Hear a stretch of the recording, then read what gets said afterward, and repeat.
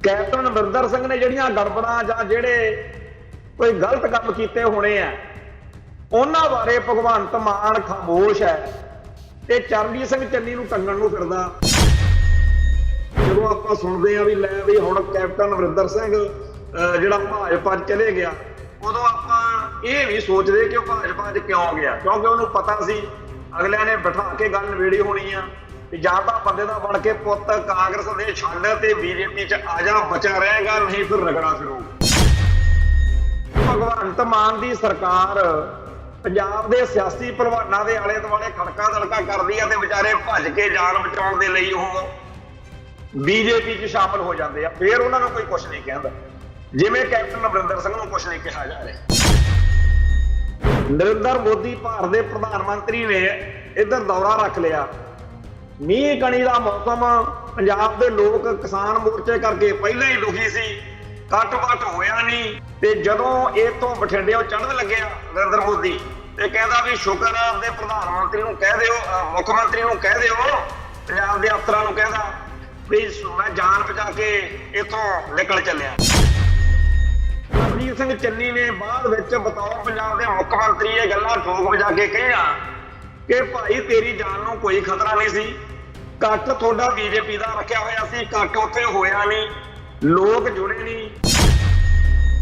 ਜਿਸ ਤਰੀਕੇ ਨਾਲ ਉਦੋਂ ਨਰਿੰਦਰ ਮੋਦੀ ਦੇ ਖਿਲਾਫ ਤੇ ਚਰਨਜੀਤ ਸਿੰਘ ਚੰਨੀ ਦੇ ਹੱਕ ਵਿੱਚ ਲੋਕਾਂ ਨੇ ਲਿਖਿਆ ਬੋਲਿਆ, ਉਹ ਭਾਗਵੇਂ ਬ੍ਰਿਗੇਡ ਨੂੰ ਚੰਗਾ ਨਹੀਂ ਲੱਗਿਆ।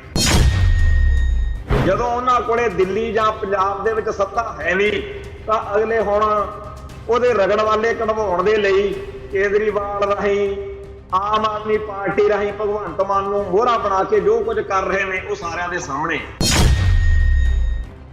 ਟੀਵੀ 84 ਉੱਤੇ ਪ੍ਰੋਗਰਾਮ ਖਬਰ ਦੀ ਖਬਰ ਦੇਖ ਰਹੇ ਸਾਰੇ ਦਰਸ਼ਕਾਂ ਨੂੰ ਮੈਂ ਸਰਬਜੀਤ ਸਿੰਘ ਮਾਨ ਫਤਿਹ ਅਰਜ਼ ਕਰਦਾ ਜੀ। ਵਾਹਿਗੁਰੂ ਜੀ ਕਾ ਖਾਲਸਾ, ਵਾਹਿਗੁਰੂ ਜੀ ਕੀ ਫਤਿਹ। ਪੰਜਾਬ ਦੀ ਸਿਆਸਤ ਵਿੱਚ ਮੁੱਖ ਮੰਤਰੀਆਂ ਦੀ ਜਿਹੜੀ ਕਾਟੋ ਕਲੇਸ਼ ਚੱਲ ਰਹੀ ਆ ਉਹ ਬੜੇ ਅਜੀਬੋ-ਗਰੀਬ ਜਿਹੇ ਮੋੜ ਤੇ ਆਈ ਹੋਈ ਆ ਤੇ ਬੇਸ਼ੱਕ ਜਦੋਂ ਜੂਨ ਦਾ ਮਹੀਨਾ ਆਉਂਦਾ ਤਾਂ ਸਾਡੇ ਲਈ ਜਾਂ ਸਾਰੇ ਖਾਲਸਾ ਪੰਥ ਲਈ ਘੱਲੂ ਘਾਰੇ ਦੀ ਗੱਲ ਕਰਨੀ ਜ਼ਿਆਦਾ ਅਹਿਮ ਹੁੰਦੀ ਹੈ। ਪਰ ਜਿਸ ਤਰੀਕੇ ਦਾ ਮਾਹੌਲ ਇਸ ਵੇਲੇ ਪੰਜਾਬ ਦੇ ਵਿੱਚ ਸਿਆਸੀ ਖੇਤਰ ਵਿੱਚ ਬਣਿਆ ਹੋਇਆ ਤੋਂ ਕੁਝ ਇਹੋ ਜਿਹੀਆਂ ਜ਼ਰੂਰੀ ਗੱਲਾਂ ਉਹਨਾਂ ਤੇ ਚਰਚਾ ਕਰਾਂਗੇ ਤੇ ਜਿਹੜਾ ਆਮ ਲੋਕਾਂ ਨੂੰ ਕੁਝ ਗੱਲਾਂ ਹੋਰ ਤਰੀਕੇ ਨਾਲ ਲੱਗਦੀਆਂ ਪਰ ਜਿਹੜੇ ਸਿਆਸੀ ਸਫਾਂ ਦੇ ਵਿੱਚ ਲੋਕ ਸਰਗਰਮ ਨੇ ਉਹਨਾਂ ਨੂੰ ਉਹਦੇ ਦੂਰ ਦੇ ਨਤੀਜੇ ਜਿਹੜੇ ਆ ਉਹ ਦਿਖ ਰਹੇ ਹੁੰਦੇ ਆ। ਤੋ ਜਦੋਂ ਅਸੀਂ ਇਹ ਜਿਹੜਾ ਚੱਲ ਰਿਹਾ ਵਿਵਾਦ ਆ, ਪਿਛਲੇ ਦਿਨੀ ਜਦੋਂ ਭਗਵੰਤ ਮਾਨ ਨੇ ਪੰਜਾਬ ਦੇ ਮੁੱਖ ਮੰਤਰੀ ਨੇ ਲਲਕਾਰਾ ਮਾਰਿਆ ਕਿ ਸਾਡੇ ਕੋਲ ਇੱਕ ਨੌਜਵਾਨ ਆ ਜਿਹਨੂੰ ਜਿਹੜੇ ਪਹਿਲੋਂ ਮੁੱਖ ਮੰਤਰੀ ਰਿਹਾ ਕਾਂਗਰਸ ਦਾ ਚਰਨਜੀਤ ਸਿੰਘ ਚੰਨੀ, ਵੀ ਉਹਨੇ ਉਹ ਤੋਂ ਰਿਸ਼ਵਤ ਮੰਗੀ ਸੀ। ਇਹ ਬੜਾ ਸਨਸਨੀਖੇਜ਼ ਜਿਹੇ ਤਰੀਕੇ ਨਾਲ ਕਿਹਾ ਵੀ ਅਸੀਂ ਫੱਟੇ ਚੱਕ ਦੇਣੇ ਆ, ਉਹਨੂੰ ਇੰਨਾ ਟਾਈਮ ਦੇ ਦਿੰਦੇ ਆ। ਤੋਂ ਅੱਜ ਦੁਪਹਿਰ ਦਾ 2 ਵਜੇ ਦਾ ਟਾਈਮ ਸੀਗਾ ਤੇ ਸਾਰੇ ਪੰਜਾਬ ਦੇ ਵਿੱਚ ਲੋਕ ਜਿਹੜੇ ਸੀਗੇ ਉਹ ਇਸ ਗੱਲ ਦੇ ਉੱਤੇ ਅੱਖਾਂ ਗੱਡ ਕੇ ਟੀਵੀ ਮੂਹਰੇ ਬਹਿ ਗਏ ਵੀ ਪਤਾ ਨਹੀਂ ਕੀ ਸੱਪ ਨਿਕਲਣਾ। ਸੋ ਇੱਕ ਨੌਜਵਾਨ ਜਿਹੜਾ ਜਸਇੰਦਰ ਸਿੰਘ ਆਪਦੇ ਪਿਤਾ ਜੀ ਦੇ ਨਾਲ ਭਗਵੰਤ ਮਾਨ ਦੇ ਨਾਲ ਬੈਠਾ ਸੀ, ਉਹਨੇ ਜਾਂ ਭਗਵੰਤ ਮਾਨ ਨੇ ਜਾਂ ਉਹਨਾਂ ਤਿੰਨਾਂ ਨੇ ਚਰਨਜੀਤ ਸਿੰਘ ਚੰਨੀ ਉੱਤੇ, ਪੰਜਾਬ ਦੇ ਸਾਬਕਾ ਮੁੱਖ ਮੰਤਰੀ ਉੱਤੇ ਇਲਜ਼ਾਮ ਲਾਇਆ ਵੀ ਇਸ ਨੌਜਵਾਨ ਦਾ ਕ੍ਰਿਕਟ ਦੀ ਖੇਡ ਦੇ ਵਿੱਚ ਕਾਫੀ ਜ਼ਿਆਦਾ ਨਾਂ ਸੀਗਾ ਤੇ ਇਹਨੂੰ ਨੌਕਰੀ ਮਿਲਣੀ ਚਾਹੀਦੀ ਸੀ, ਜਿਹੜੀ ਕਿ ਪਹਿਲਾਂ ਕੈਪਟਨ ਨੇ ਤੇ ਫਿਰ ਚਰਨਜੀਤ ਚੰਨੀ ਨੇ ਬਤੌਰ ਮੁੱਖ ਮੰਤਰੀ ਮੰਨਿਆ ਵੀ, ਪਰ ਬਾਅਦ 'ਚ ਨੌਕਰੀ ਦਿੱਤੀ ਨਹੀਂ। ਤੇ ਜੇ ਚੰਨੀ ਨੇ ਹਾਮੀ ਭਰੀ ਤੇ ਨਾਲ ਕਹਿਤਾ ਮੇਰੇ ਭਾਣਜੇ ਨੂੰ ਮਿਲ ਲਓ ਤੇ ਭਾਣਜਾ ਜਸ਼ਨ ਆ ਜਿਹੜਾ ਉਹ 2 ਉਂਗਲਾਂ ਖੜੀਆਂ ਕਰਕੇ ਜਦੋਂ ਕਹਿੰਦਾ ਤੇ ਬਾਅਦ ਵਿੱਚ ਉਹ 2 ਲੱਖ ਲਿਆਏ ਪਰ ਗਾਂ ਵਾਲਾ 2 ਕਰੋੜ ਮੰਗਦਾ ਸੀ। ਇਹ ਸਾਰੀ ਕਹਾਣੀ ਜਿਹੜੀ ਸੀ ਇਹ ਤੋਂ ਬਾਅਦ ਵਿੱਚ ਕਾਂਗਰਸ ਦੇ ਲੀਡਰਾਂ ਨੇ ਬਹਿ ਕੇ ਪ੍ਰੈਸ ਕਾਨਫਰੰਸ ਕੀਤੀ, ਚਰਨਜੀਤ ਸਿੰਘ ਚੰਨੀ ਵੀ ਬੈਠਾ ਸੀ, ਹੋਰ ਵੀ ਜਿਹੜੇ ਉਹਨਾਂ ਦੇ ਆਗੂ ਨੇ ਉਹ ਬੈਠੇ ਸੀ। ਉਹਨਾਂ ਨੇ ਇਹਦਾ ਜਵਾਬ ਦਿੱਤਾ, ਖਾਸ ਤੌਰ ਤੇ ਚਰਨਜੀਤ ਸਿੰਘ ਚੰਨੀ ਨੇ, ਕਿਉਂਕਿ ਪਿਛਲੇ ਦਿਨੀ ਜਦੋਂ ਇਹ ਇਲਜ਼ਾਮ ਲੱਗੇ ਸੀ ਉਦੋਂ ਚਮਕੌਰ ਸਾਹਿਬ ਜਾ ਕੇ ਮੱਥਾ ਟੇਕਿਆ, ਅਰਦਾਸ ਕੀਤੀ ਚਰਨਜੀਤ ਸਿੰਘ ਚੰਨੀ ਨੇ। ਸੋ ਉਹਨੇ ਉੱਥੇ ਅੱਜ ਪ੍ਰੈਸ ਕਾਨਫਰੰਸ 'ਚ ਫਿਰ ਇਸ ਗੱਲ ਨੂੰ ਝੁਠਲਾਇਆ ਉਹਨੇ ਕਿਹਾ ਵੀ ਹੋ ਸਕਦਾ ਇਹ ਨੌਜਵਾਨ ਵੀ ਮੈਨੂੰ ਨੌਕਰੀ ਦੇ ਲਈ ਮਿਲਿਆ ਹੋਵੇ, ਬੜੇ ਲੋਕ ਮਿਲਦੇ ਆ, ਪਰ ਆ ਜਿਹੜੀ ਰਿਸ਼ਵਤ ਮੰਗਣ ਵਾਲੀ ਗੱਲ ਆ ਇਹ ਬਿਲਕੁਲ ਝੂਠੀ ਹੈ। ਹੁਣ ਸਚਾਈ ਕੀ ਆ ਇਹ ਤਾਂ ਵਾਹਿਗੁਰੂ ਜਾਣੇ, ਕੀ ਰਿਸ਼ਵਤ ਮੰਗੀ ਗਈ ਜਾਂ ਰਿਸ਼ਵਤ ਜਿਹੜੀ ਸੀਗੀ ਉਹ ਨਹੀਂ ਮੰਗੀ ਗਈ, ਕੀ ਇਹ ਨੌਜਵਾਨ ਮਿਲਿਆ ਜਾਂ ਨਹੀਂ ਮਿਲਿਆ, ਇਹ ਸਾਰੀਆਂ ਗੱਲਾਂ ਚਲੋ ਅਗਲੇ ਦਿਨਾਂ ਦੇ ਵਿੱਚ ਪੁਲਿਸ ਦੀ ਜਾਂਚ ਦੇ ਰਾਹੀਂ ਸਾਹਮਣੇ ਆ ਜਾਣਗੀਆਂ, ਕਿਉਂਕਿ ਮੁਕੱਦਮਾ ਦਰਜ ਹੋਣ ਦੇ ਆਸਾਰ ਨੇ।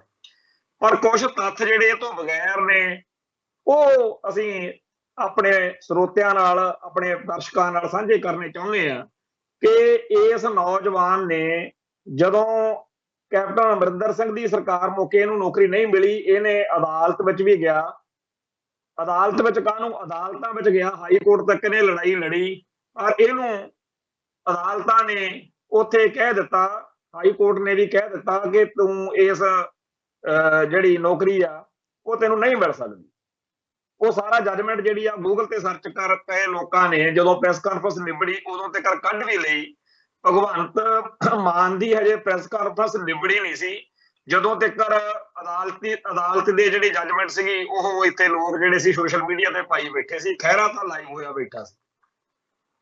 ਉਹਦੇ ਵਿੱਚ ਹੁਣ ਗੱਲ ਇਹ ਆ ਕਿ ਜਿਹੜੀ ਪੰਜਾਬ ਸਰਕਾਰ ਆ, ਯਾਨੀ ਕਿ ਚਾਹੇ ਉਹ ਕੈਪਟਨ ਅਮਰਿੰਦਰ ਸਿੰਘ ਵੇਲੇ ਦੀ ਸਰਕਾਰ ਆ ਤੇ ਚਾਹੇ ਉਹ ਸਰਕਾਰ ਹੈਗੀ ਆ ਚਰਨੀ ਸਿੰਘ ਚੰਨੀ ਵੇਲੇ ਦੀ, ਚਾਹੇ ਉਹ ਭਗਵੰਤ ਸਿੰਘ ਮਾਨ ਵੇਲੇ ਦੀ ਸਰਕਾਰ ਜਿਹੜੀ ਆ ਪੰਜਾਬ ਦੀ, ਉਹ ਆਪਦੇ ਐਡਵੋਕੇਟ ਜਨਰਲ ਜਾਂ ਵਕੀਲਾਂ ਦੇ ਰਾਹੀਂ ਜਦੋਂ ਪੱਖ ਪੇਸ਼ ਕਰਦੀ ਆ ਅਦਾਲਤਾਂ 'ਚ, ਉੱਥੇ ਕੁਝ ਦਲੀਲਾਂ ਦਿੰਦੀ ਆ, ਹਰੇਕ ਮੁਕੱਦਮੇ 'ਚ ਸਬੂਤ ਦਿੰਦੀ ਆ। ਤੇ ਜਦੋਂ ਇਹ ਨੌਜਵਾਨ ਨੇ ਸਟੇਟ ਆਫ ਪੰਜਾਬ ਦੇ ਉੱਤੇ ਮੁਕੱਦਮਾ ਕੀਤਾ ਕਿ ਮੈਨੂੰ ਨੌਕਰੀ ਨਹੀਂ ਦਿੰਦੇ, ਮੇਰਾ ਹੱਕ ਬਣਦਾ, ਉਸ ਮੌਕੇ ਯਕੀਨਨ ਲਾਜ਼ਮੀ ਪੰਜਾਬ ਸਰਕਾਰ ਦੇ ਵਕੀਲਾਂ ਨੇ ਜੋ ਤੱਥ ਸਬੂਤ ਪ੍ਰੂਫ ਦਿੱਤੇ ਹੋਣਗੇ ਕਿ ਅਸੀਂ ਤਾਂ ਨਹੀਂ ਨੌਕਰੀ ਦੇ ਸਕਦੇ, ਉਹਦੇ ਆਧਾਰ ਤੇ ਹੀ ਅਦਾਲਤ ਨੇ ਕਿਹਾ ਵੀ ਭਾਈ ਤੈਨੂੰ ਨੌਕਰੀ ਨਹੀਂ ਮਿਲ ਸਕਦੀ। ਹੁਣ ਪੰਜਾਬ ਸਰਕਾਰ ਇਸ ਵੇਲੇ ਭਗਵੰਤ ਮਾਨ ਵਾਲੀ ਆਪਦੇ ਹੀ ਪਹਿਲੋਂ ਵਾਲੇ ਜਿਹੜੇ ਉਹਨਾਂ ਦੇ ਐਡਵੋਕੇਟ ਜਨਰਲ ਦੇ ਰਾਹੀਂ ਜਾਂ ਵਕੀਲਾਂ ਦੇ ਰਾਹੀਂ ਅਦਾਲਤ ਵਿੱਚ ਦਿੱਤੇ ਹੋਏ ਦਲੀਲ ਨੇ, ਸਬੂਤ ਨੇ, ਉਹਨਾਂ ਦੇ ਖਿਲਾਫ ਕਿਵੇਂ ਜਾ ਸਕੂਗੀ ਇਹ ਵਾਹਿਗੁਰੂ ਜਾਣੇ, ਕਿਉਂਕਿ ਉਹ ਵੀ ਤਾਂ ਪੰਜਾਬ ਸਰਕਾਰ ਹੀ ਸੀ। ਚਲੋ ਮੰਨ ਲੈਂਦੇ ਆ ਵੀ ਕੋਈ ਰਾਹ ਤਰੀਕਾ ਕੱਢ ਲੈਣਗੇ, ਪਰ ਕਾਂਗਰਸ ਦੇ ਲੀਡਰ ਵੀ ਕਹਿੰਦੇ ਆ ਤੇ ਹੋਰ ਲੋਕ ਵੀ ਕਹਿੰਦੇ ਆ ਕਿ ਜਿਹੜੀ ਇਸ ਨੌਜਵਾਨ ਦੀ ਪੋਜੀਸ਼ਨ ਆ, ਬੀ ਗ੍ਰੇਡ, ਸੀ ਗ੍ਰੇਡ, ਡੀ ਗ੍ਰੇਡ ਦਾ ਰੌਲਾ ਪੈਂਦਾ ਵੀ ਉਹਦਾ ਗ੍ਰੇਡ ਏ ਨਹੀਂ ਹੈਗਾ, ਉਹਦੇ ਕਰਕੇ ਇਹਨੂੰ ਨੌਕਰੀ ਮਿਲਣੀ ਮੁਸ਼ਕਲ ਆ। ਗੱਲ ਸਾਡੇ ਤੁਹਾਡੇ ਲਈ ਇਹ ਨਹੀਂ ਹੈ ਕਿ ਉਸ ਨੌਜਵਾਨ ਨੂੰ ਨੌਕਰੀ ਮਿਲਦੀ ਆ ਕਿ ਨਹੀਂ ਮਿਲਦੀ। ਹਜ਼ਾਰਾਂ ਨੌਜਵਾਨਾਂ ਨੂੰ ਨੌਕਰੀ ਮਿਲਦੀ ਰਹੀ ਆ, ਹਜ਼ਾਰਾਂ ਨੂੰ ਨਹੀਂ ਵੀ ਮਿਲ ਰਹੀ। ਇਹਨੂੰ ਜੇ ਮਿਲ ਜਾਵੇ ਤਾਂ ਸਾਡਾ ਕਿਸੇ ਦਾ ਉੱਤੇ ਰੋਸ ਨਹੀਂ, ਇਹਨੂੰ ਜੇ ਨਹੀਂ ਮਿਲੀ ਤਾਂ ਸਾਨੂੰ, ਅਸੀਂ ਉਹਦੇ 'ਚ ਕੋਈ ਅਟਕਾਰ ਨਹੀਂ ਪਾ ਰਹੇ। ਗੱਲ ਇਹਦੇ ਪਿੱਛੇ ਹੋਰ ਹੈ ਕਿ ਜਿਹੜਾ ਚਰਨਜੀਤ ਸਿੰਘ ਚੰਨੀ ਮੁੱਖ ਮੰਤਰੀ ਆ, ਉਹਨੇ ਆਪਦੇ 3-4 ਮਹੀਨਿਆਂ ਦੇ ਵਿੱਚ ਬੜਾ ਚੰਗਾ ਜਾਂ ਬੜਾ ਮਾੜਾ ਰਾਜ ਕੀਤਾ ਹੋਣਾ, ਪਰ ਬਹੁਤਾ ਟਾਈਮ ਰਾਜ ਤਾਂ ਇੱਥੇ ਕੈਪਟਨ ਅਮਰਿੰਦਰ ਸਿੰਘ ਨੇ ਕੀਤਾ। ਕੈਪਟਨ ਅਮਰਿੰਦਰ ਸਿੰਘ ਨੇ ਜਿਹੜੀਆਂ ਗੜਬੜਾਂ ਜਾਂ ਜਿਹੜੇ ਕੋਈ ਗਲਤ ਕੰਮ ਕੀਤੇ ਹੋਣੇ ਆ, ਉਹਨਾਂ ਬਾਰੇ ਭਗਵੰਤ ਮਾਨ ਖਾਮੋਸ਼ ਹੈ ਤੇ ਚਰਨਜੀਤ ਸਿੰਘ ਚੰਨੀ ਨੂੰ ਟੰਗਣ ਨੂੰ ਫਿਰਦਾ। ਸਾਡਾ ਚਰਨਜੀਤ ਸਿੰਘ ਚੰਨੀ ਨਾਲ ਕੋਈ ਮੋਹ ਪਿਆਰ ਨਹੀਂ, ਪਰ ਗੱਲ ਅਸੀਂ ਕੁਝ ਹੋਰ ਅੱਗੇ ਕਰਨੀ ਚਾਹੁੰਦੇ ਆ। ਸਾਨੂੰ ਲੱਗਦਾ ਹੈ ਕਿ ਜਿਹੜੀ ਗੱਲ ਲੰਮੇ ਅਰਸੇ ਤੋਂ ਚੱਲਦੀ ਆਈ ਆ ਕਿ ਜਿਹੜੀ ਆਮ ਆਦਮੀ ਪਾਰਟੀ ਆ ਇਹ ਬੀਜੇਪੀ ਦੀ, ਆਰਐਸਐਸ ਦੀ ਬੀ ਟੀਮ, ਹੁਣ ਇਹੋ ਜਿਹਾ ਮਾਹੌਲ ਬਣਾਇਆ ਜਾਂਦਾ ਹੈ ਕਿ ਕਿਸੇ ਲੀਡਰ ਨੂੰ ਜਾਂ ਲੀਡਰਾਂ ਨੂੰ ਇਸ ਤਰੀਕੇ ਨਾਲ ਘੇਰਿਆ ਜਾਵੇ ਜਿਵੇਂ ਪਿੰਡਾਂ 'ਚ ਆਪਾਂ ਜਦੋਂ ਕਬੂਤਰ ਜਾਂ ਮੁਰਗੀਆਂ ਕੁਕੜੀਆਂ ਖੁੱਡੇ 'ਚ ਬਾੜਦੇ ਆ ਨਾ, ਇੱਕ ਪਾਸੇ ਇੱਕ ਮੁੰਡਾ ਖੜ ਜਾਂਦਾ, ਬੱਚਾ ਖੜ ਜਾਂਦਾ, ਉਹ ਖੜਕਾ ਕਰਦਾ, ਦੂਜੇ ਪਾਸੇ ਦੂਜਾ ਬੱਚਾ, ਅਖੀਰ ਬੜੀ ਸਕੀਮ ਜੀ ਦੇ ਨਾਲ ਉਹਨਾਂ ਨੂੰ ਆਪਣੇ ਆਪ ਹੀ ਡਰਦਿਆਂ ਨੂੰ, ਕੁੱਕੜਾਂ ਨੂੰ, ਮੁਰਗੀਆਂ ਨੂੰ ਆਪਾਂ ਦੇਖਦੇ ਆ ਵੀ ਉਹ ਖੁੱਡੇ 'ਚ ਵੜ ਜਾਂਦੇ। ਇਵੇਂ ਭਗਵੰਤ ਮਾਨ ਦੀ ਸਰਕਾਰ ਪੰਜਾਬ ਦੇ ਸਿਆਸੀ ਭਲਵਾਨਾਂ ਦੇ ਆਲੇ ਦੁਆਲੇ ਖੜਕਾ ਦੜਕਾ ਕਰਦੀ ਆ ਤੇ ਵਿਚਾਰੇ ਭੱਜ ਕੇ ਜਾਨ ਬਚਾਉਣ ਦੇ ਲਈ ਉਹ ਬੀਜੇਪੀ 'ਚ ਸ਼ਾਮਲ ਹੋ ਜਾਂਦੇ ਆ। ਫਿਰ ਉਹਨਾਂ ਨੂੰ ਕੋਈ ਕੁਝ ਨਹੀਂ ਕਹਿੰਦਾ, ਜਿਵੇਂ ਕੈਪਟਨ ਅਮਰਿੰਦਰ ਸਿੰਘ ਨੂੰ ਕੁਝ ਨਹੀਂ ਕਿਹਾ ਜਾ ਰਿਹਾ। ਸੋ ਇਹ ਇਸ ਮੁਲਕ ਦੇ ਵਿੱਚ ਚਾਲ ਚੱਲੀ ਜਾ ਰਹੀ ਆ, ਬੀਜੇਪੀ ਨੂੰ, ਆਰਐਸਐਸ ਨੂੰ, ਭਾਗਵੇਂ ਬ੍ਰਿਗੇਡ ਨੂੰ ਵੱਧ ਤੋਂ ਵੱਧ ਲੀਡਰ ਦਿੱਤੇ ਜਾ ਰਹੇ ਨੇ। ਸਾਨੂੰ ਕੋਈ ਆਮ ਆਦਮੀ ਪਾਰਟੀ ਨਾਲ ਹੇਜ ਨਹੀਂ, ਕਾਂਗਰਸ ਨਾਲ ਹੇਜ ਨਹੀਂ, ਸਾਡੇ ਲਈ ਸਾਰੇ ਇਹ ਸਾਂਪਨਾਥ ਨਾਗਨਾਥ ਇੱਕੋ ਜਿਹੀ ਆ। ਸਾਰਿਆਂ ਨੇ ਸਿੱਖਾਂ ਦਾ ਤੇ ਸਿੱਖੀ ਦਾ ਨੁਕਸਾਨ ਹੀ ਕੀਤਾ। ਸਾਡੀਆਂ ਜੜ੍ਹਾਂ 'ਚ ਤਾਂ ਬਾਦਲ ਹੁਣੀ ਬਹਿ ਗਏ ਪੰਥ ਕਹਾਉਂਦੇ, ਬਾਕੀਆਂ ਦੀ ਤਾਂ ਗੱਲ ਬੜੀ ਦੂਰ। ਹੁਣ ਜਿਹੜਾ ਇਸ ਵੇਲੇ ਇਹ ਸਾਰਾ ਢਕਵੰਜ ਚੱਲ ਰਿਹਾ, ਜਦੋਂ ਆਪਾਂ ਸੁਣਦੇ ਆ ਵੀ ਲੈ ਵੀ ਹੁਣ ਕੈਪਟਨ ਅਮਰਿੰਦਰ ਸਿੰਘ ਜਿਹੜਾ ਭਾਜਪਾ 'ਚ ਚਲੇ ਗਿਆ, ਉਦੋਂ ਆਪਾਂ ਇਹ ਨਹੀਂ ਸੋਚਦੇ ਕਿ ਉਹ ਭਾਜਪਾ 'ਚ ਕਿਉਂ ਗਿਆ, ਕਿਉਂਕਿ ਉਹਨੂੰ ਪਤਾ ਸੀ ਅਗਲਿਆਂ ਨੇ ਬਿਠਾ ਕੇ ਗੱਲ ਨਿਬੇੜੀ ਹੋਣੀ ਆ ਵੀ ਜਾਂ ਤਾਂ ਬੰਦੇ ਦਾ ਬਣ ਕੇ ਪੁੱਤ ਕਾਂਗਰਸ ਦੇ ਛੱਡ ਤੇ ਬੀਜੇਪੀ 'ਚ ਆ ਜਾ, ਬਚਾ ਰਹੇਗਾ, ਨਹੀਂ ਫਿਰ ਰਗੜਾ ਫਿਰੂਗਾ। ਇਹ ਸ਼ਰਤ ਚਰਨਜੀਤ ਚੰਨੀ ਜਾਂ ਹੋਰ ਕਿਹਦੇ ਕਿਹਦੇ ਕੋਲੇ ਆਈ ਇਹ ਤਾਂ ਪਤਾ ਨਹੀਂ, ਪਰ ਜਿਹੜਾ ਆ ਮਾਹੌਲ ਬਣਾਇਆ ਜਾ ਰਿਹਾ ਇਹ ਸਾਫ਼ ਦੱਸਦਾ ਵੀ ਚੰਨੀ ਦੀ ਪੂਰੀ ਤਰ੍ਹਾਂ ਦਰੁਬੜੀ ਅਗਲਿਆਂ ਨੇ ਲਾਉਣੀ ਹੈ।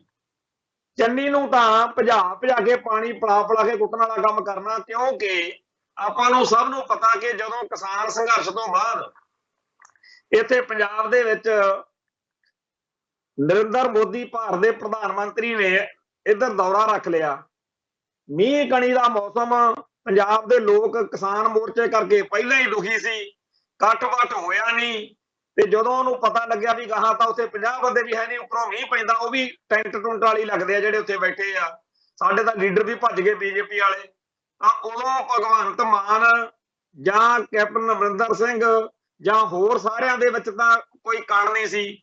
ਤੇ ਜਦੋਂ ਇੱਥੋਂ ਬਠਿੰਡਿਓਂ ਚੜ੍ਹਨ ਲੱਗਿਆ ਨਰਿੰਦਰ ਮੋਦੀ ਤੇ ਕਹਿੰਦਾ ਵੀ ਸ਼ੁਕਰ ਆ ਆਪਦੇ ਪ੍ਰਧਾਨ ਮੰਤਰੀ ਨੂੰ ਕਹਿ ਦਿਓ, ਮੁੱਖ ਮੰਤਰੀ ਨੂੰ ਕਹਿ ਦਿਓ, ਪੰਜਾਬ ਦੇ ਅਫਸਰਾਂ ਨੂੰ ਕਹਿੰਦਾ ਵੀ ਮੈਂ ਜਾਨ ਬਚਾ ਕੇ ਇੱਥੋਂ ਨਿਕਲ ਚੱਲਿਆ, ਬਚ ਗਿਆ, ਸ਼ੁਕਰ ਕਰੋ।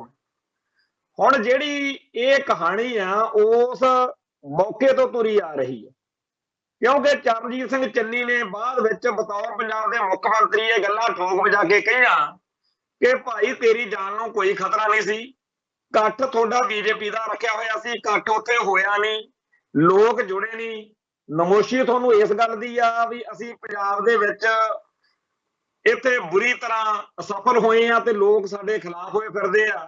ਅਸੀਂ ਤਾਂ ਸਮਝਦੇ ਸੀ ਬਈ ਅਸੀਂ ਅਕਾਲੀਆਂ ਨੂੰ, ਬਾਦਲ ਦਲ ਵਾਲਿਆਂ ਨੂੰ ਚੁਣਾਵਾਂਗੇ ਕਿ ਪਹਿਲਾਂ ਤਾਂ ਤੁਸੀਂ ਸਾਡੇ ਨਾਲ ਸੀ, ਪਰ ਕਿਸਾਨ ਸੰਘਰਸ਼ ਦੌਰਾਨ ਸਾਨੂੰ ਛੱਡ ਗਏ ਸੀ।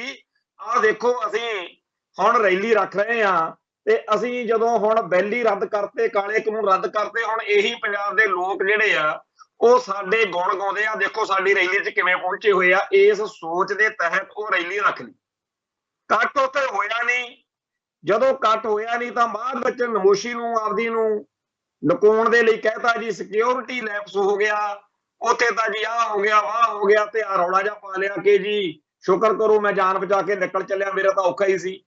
ਇਹ ਜਿਹੜੀ ਸਾਰੀ ਕਹਾਣੀ ਆ ਉਦੋਂ ਤੋਂ ਚਰਨਜੀਤ ਸਿੰਘ ਚੰਨੀ ਰੜਕਦਾ, ਉਹਦੇ ਕਾਰਨ ਕਈ ਨੇ। ਇੱਕ ਤਾਂ ਇਹ ਕਿ ਉਸ ਮੌਕੇ ਪੰਜਾਬ ਦੇ ਸਾਰੇ ਜਿਹੜੇ ਲੋਕ ਸੀ ਉਹਨਾਂ ਨੇ ਇਹ ਨਹੀਂ ਦੇਖਿਆ ਵੀ ਇਹ ਕਾਂਗਰਸ ਦਾ, ਹਾਲਾਂਕਿ ਸਾਡੇ ਪੰਜਾਬ ਦੇ ਵਿੱਚ ਆਪਾਂ ਨੂੰ ਸਭ ਨੂੰ ਪਤਾ ਕਿ ਪੰਥਕ ਤੌਰ ਦੇ ਉੱਤੇ ਕਾਂਗਰਸ ਪਾਰਟੀ ਆ ਜਿਹੜੀ, ਉਹਦੇ ਬਾਰੇ ਕੋਈ ਬਹੁਤਾ ਚੰਗਾ ਵਿਚਾਰ ਨਹੀਂ ਹੈ, ਤੇ ਚਾਹੇ ਉਹਦਾ ਮੁੱਖ ਮੰਤਰੀ ਜਾਂ ਲੀਡਰ ਕੋਈ ਵੀ ਹੋਵੇ, ਉਹਨਾਂ ਸਭ ਨੂੰ ਹੀ ਪੰਜਾਬ ਦੇ ਵਿੱਚ ਬਹੁਤਾ ਜ਼ਿਆਦਾ ਚੰਗਾ ਨਹੀਂ ਮੰਨਿਆ ਜਾਂਦਾ ਪੰਥਕ ਤੌਰ ਦੇ ਉੱਤੇ। ਤੇ ਜਦੋਂ ਚਰਨਜੀਤ ਸਿੰਘ ਚੰਨੀ ਬਣਿਆ ਉਦੋਂ ਲੋਕਾਂ ਨੂੰ ਬੜੀ ਹੈਰਾਨੀ ਹੋਈ, ਕੁਝ ਗੱਲਾਂ ਉਹਦੇ ਬਰਾਦਰੀ ਬਾਰੇ ਵੀ ਚੱਲੀਆਂ, ਕੁਝ ਹੋਰ ਵੀ ਕਾਰਨ ਬਣੇ, ਪਰ ਜਦੋਂ ਉਹਨੇ ਇਹ ਗੱਲ ਕੀਤੀ ਜਿਹੜੀ ਮੋਦੀ ਨੂੰ ਲਲਕਾਰਿਆ, ਉਦੋਂ ਲੋਕਾਂ ਨੂੰ ਬੜਾ ਵਧੀਆ ਲੱਗਾ, ਲੋਕਾਂ ਨੇ ਉਹਦੀ ਹਮਾਇਤ ਕੀਤੀ। ਜਿਸ ਤਰੀਕੇ ਨਾਲ ਉਦੋਂ ਨਰਿੰਦਰ ਮੋਦੀ ਦੇ ਖਿਲਾਫ ਤੇ ਚਰਨਜੀਤ ਸਿੰਘ ਚੰਨੀ ਦੇ ਹੱਕ ਵਿੱਚ ਲੋਕਾਂ ਨੇ ਲਿਖਿਆ ਬੋਲਿਆ, ਉਹ ਭਾਗਵੇਂ ਬ੍ਰਿਗੇਡ ਨੂੰ ਚੰਗਾ ਨਹੀਂ ਲੱਗਿਆ। ਤੇ ਭਾਗਵਾਂ ਬ੍ਰਿਗੇਡ ਉਹ ਹੈ ਜਿਹੜਾ ਚਾਣਕਿਆ ਨੀਤੀ ਵਾਲਾ ਮੰਤਰ ਜਾਣਦਾ। ਚਾਣਕਿਆ ਨੀਤੀ ਕਹਿੰਦੇ ਵੀ ਉਹ ਜਦੋਂ ਪੜ੍ਹਦਾ ਸੀਗਾ ਚਾਣਕਿਆ, ਉਹ ਜਦੋਂ ਆਪਦੇ ਉਸਤਾਦ ਕੋਲੇ, ਗੁਰੂ ਕੋਲੇ ਜਾਇਆ ਕਰੇ ਪੜ੍ਹਨਾ, ਤਾਂ ਧੋਤੀ ਲਾ ਕੇ ਸਾਰੇ ਮੁੰਡੇ ਜਾਇਆ ਕਰਨ ਤੇ ਗੜਵਾ ਪਾਣੀ ਦਾ ਨਾਲ ਲੈ ਕੇ। ਰਸਤੇ ਵਿੱਚ ਇੱਕ ਦਿਨ ਕਹਿੰਦੇ ਚਾਣਕਿਆ ਦੀ ਧੋਤੀ ਅੜ ਗਈ ਕਿਸੇ ਝਾੜੀ 'ਚ, ਕੰਡਿਆਲੀ ਝਾੜੀ 'ਚ, ਉਹ ਖੜ ਗਿਆ। ਬੜਾ ਔਖਾ ਹੋ ਕੇ ਹੌਲੀ ਹੌਲੀ ਸਹਿਜ ਮਤੇ ਨਾਲ ਉਹ ਜਿਹੜੀ ਝਾੜੀ 'ਚ ਧੋਤੀ ਫਸੀ ਸੀ ਉਹ ਵਿੱਚੋਂ ਕੱਢ ਲਈ, ਤੇ ਫਿਰ ਉਹਨੇ ਪਾਣੀ ਵਾਲਾ ਗੜਵਾ ਜਿਹੜਾ ਸੀ ਉਹ ਉਸ ਝਾੜੀ ਦੀਆਂ ਜੜ੍ਹਾਂ 'ਚ, ਦਰਖਤ ਜਿਹੜਾ ਸੀ ਨਿੱਕਾ ਜਿਹਾ, ਉਹਦੇ ਤੇ ਪਾ ਦਿੱਤਾ। ਉਹ ਸਾਰੇ ਜਿਹੜੇ ਨਾਲ ਖੜੇ ਉਹ ਬੜੇ ਹੈਰਾਨ ਹੋਏ ਵੀ ਇਹਨੇ ਉਸ ਝਾੜੀ ਜਿਹਨੇ ਇਹਦੀ ਧੋਤੀ ਜੀ ਪਾੜ ਦੇਣੀ ਸੀ ਉਹਨੂੰ ਪਾਣੀ ਦੇਈ ਜਾਂਦਾ। ਫਿਰ ਉਹਨੇ ਕੰਮ ਹੀ ਇਹ ਫੜ ਲਿਆ, ਉਧਰੋਂ ਤੁਰਨ ਲੱਗੇ ਨੇ ਪਾਣੀ ਭਰ ਲਿਆ ਕਰਨਾ ਉਸਤਾਦ ਕੋਲੋਂ, ਤੇ ਉੱਥੇ ਝਾੜੀ ਨੂੰ ਕਹਿੰਦੇ ਪਾਣੀ ਪਾ ਦਿਆ ਕਰਨਾ। ਤੇ ਇਧਰੋਂ ਜਾਣ ਵੇਲੇ ਫੇਰ ਉਹ 4-5 ਦਿਨ ਦੇ ਵਿੱਚ ਉਹਦੀਆਂ ਜੜ੍ਹਾਂ ਪੋਲੀਆਂ ਹੋ ਗਈਆਂ, पानी लग लग के। ते फिर एक दिन हथ पा के झटका जा मारिया ते जड़ा तो पट के झाड़ी ਉਹ ਮਾਰੀ। ਉਹਨਾਂ ਨੂੰ ਕਹਿੰਦਾ ਮੈਨੂੰ ਪਾਣੀ ਇਸ ਕਰਕੇ ਨਹੀਂ ਸੀ ਦਿੰਦਾ ਵੀ ਇਹਨੂੰ ਮੈਂ ਮਜ਼ਬੂਤ ਕਰਨਾ, ਮੇਰੀਆਂ ਜੜਾਂ ਪੋਲੀਆਂ ਕਰਦਾ ਸੀ। ਹੁਣ ਇਹ ਆ ਭਾਗਵੇਂ ਬ੍ਰਿਗੇਡ ਦਾ ਹਿਸਾਬ ਕਿਤਾਬ। ਦਿਲ ਵਿੱਚ ਰੱਖਦੇ ਲੋਕਾਂ ਨੂੰ ਲੱਗਦਾ ਹੁੰਦਾ ਵੀ ਹੁਣ ਇਹ ਗੱਲ ਭੁੱਲ ਗਏ, ਪਰ ਭੁੱਲਦੇ ਨਹੀਂ ਹੁੰਦੇ।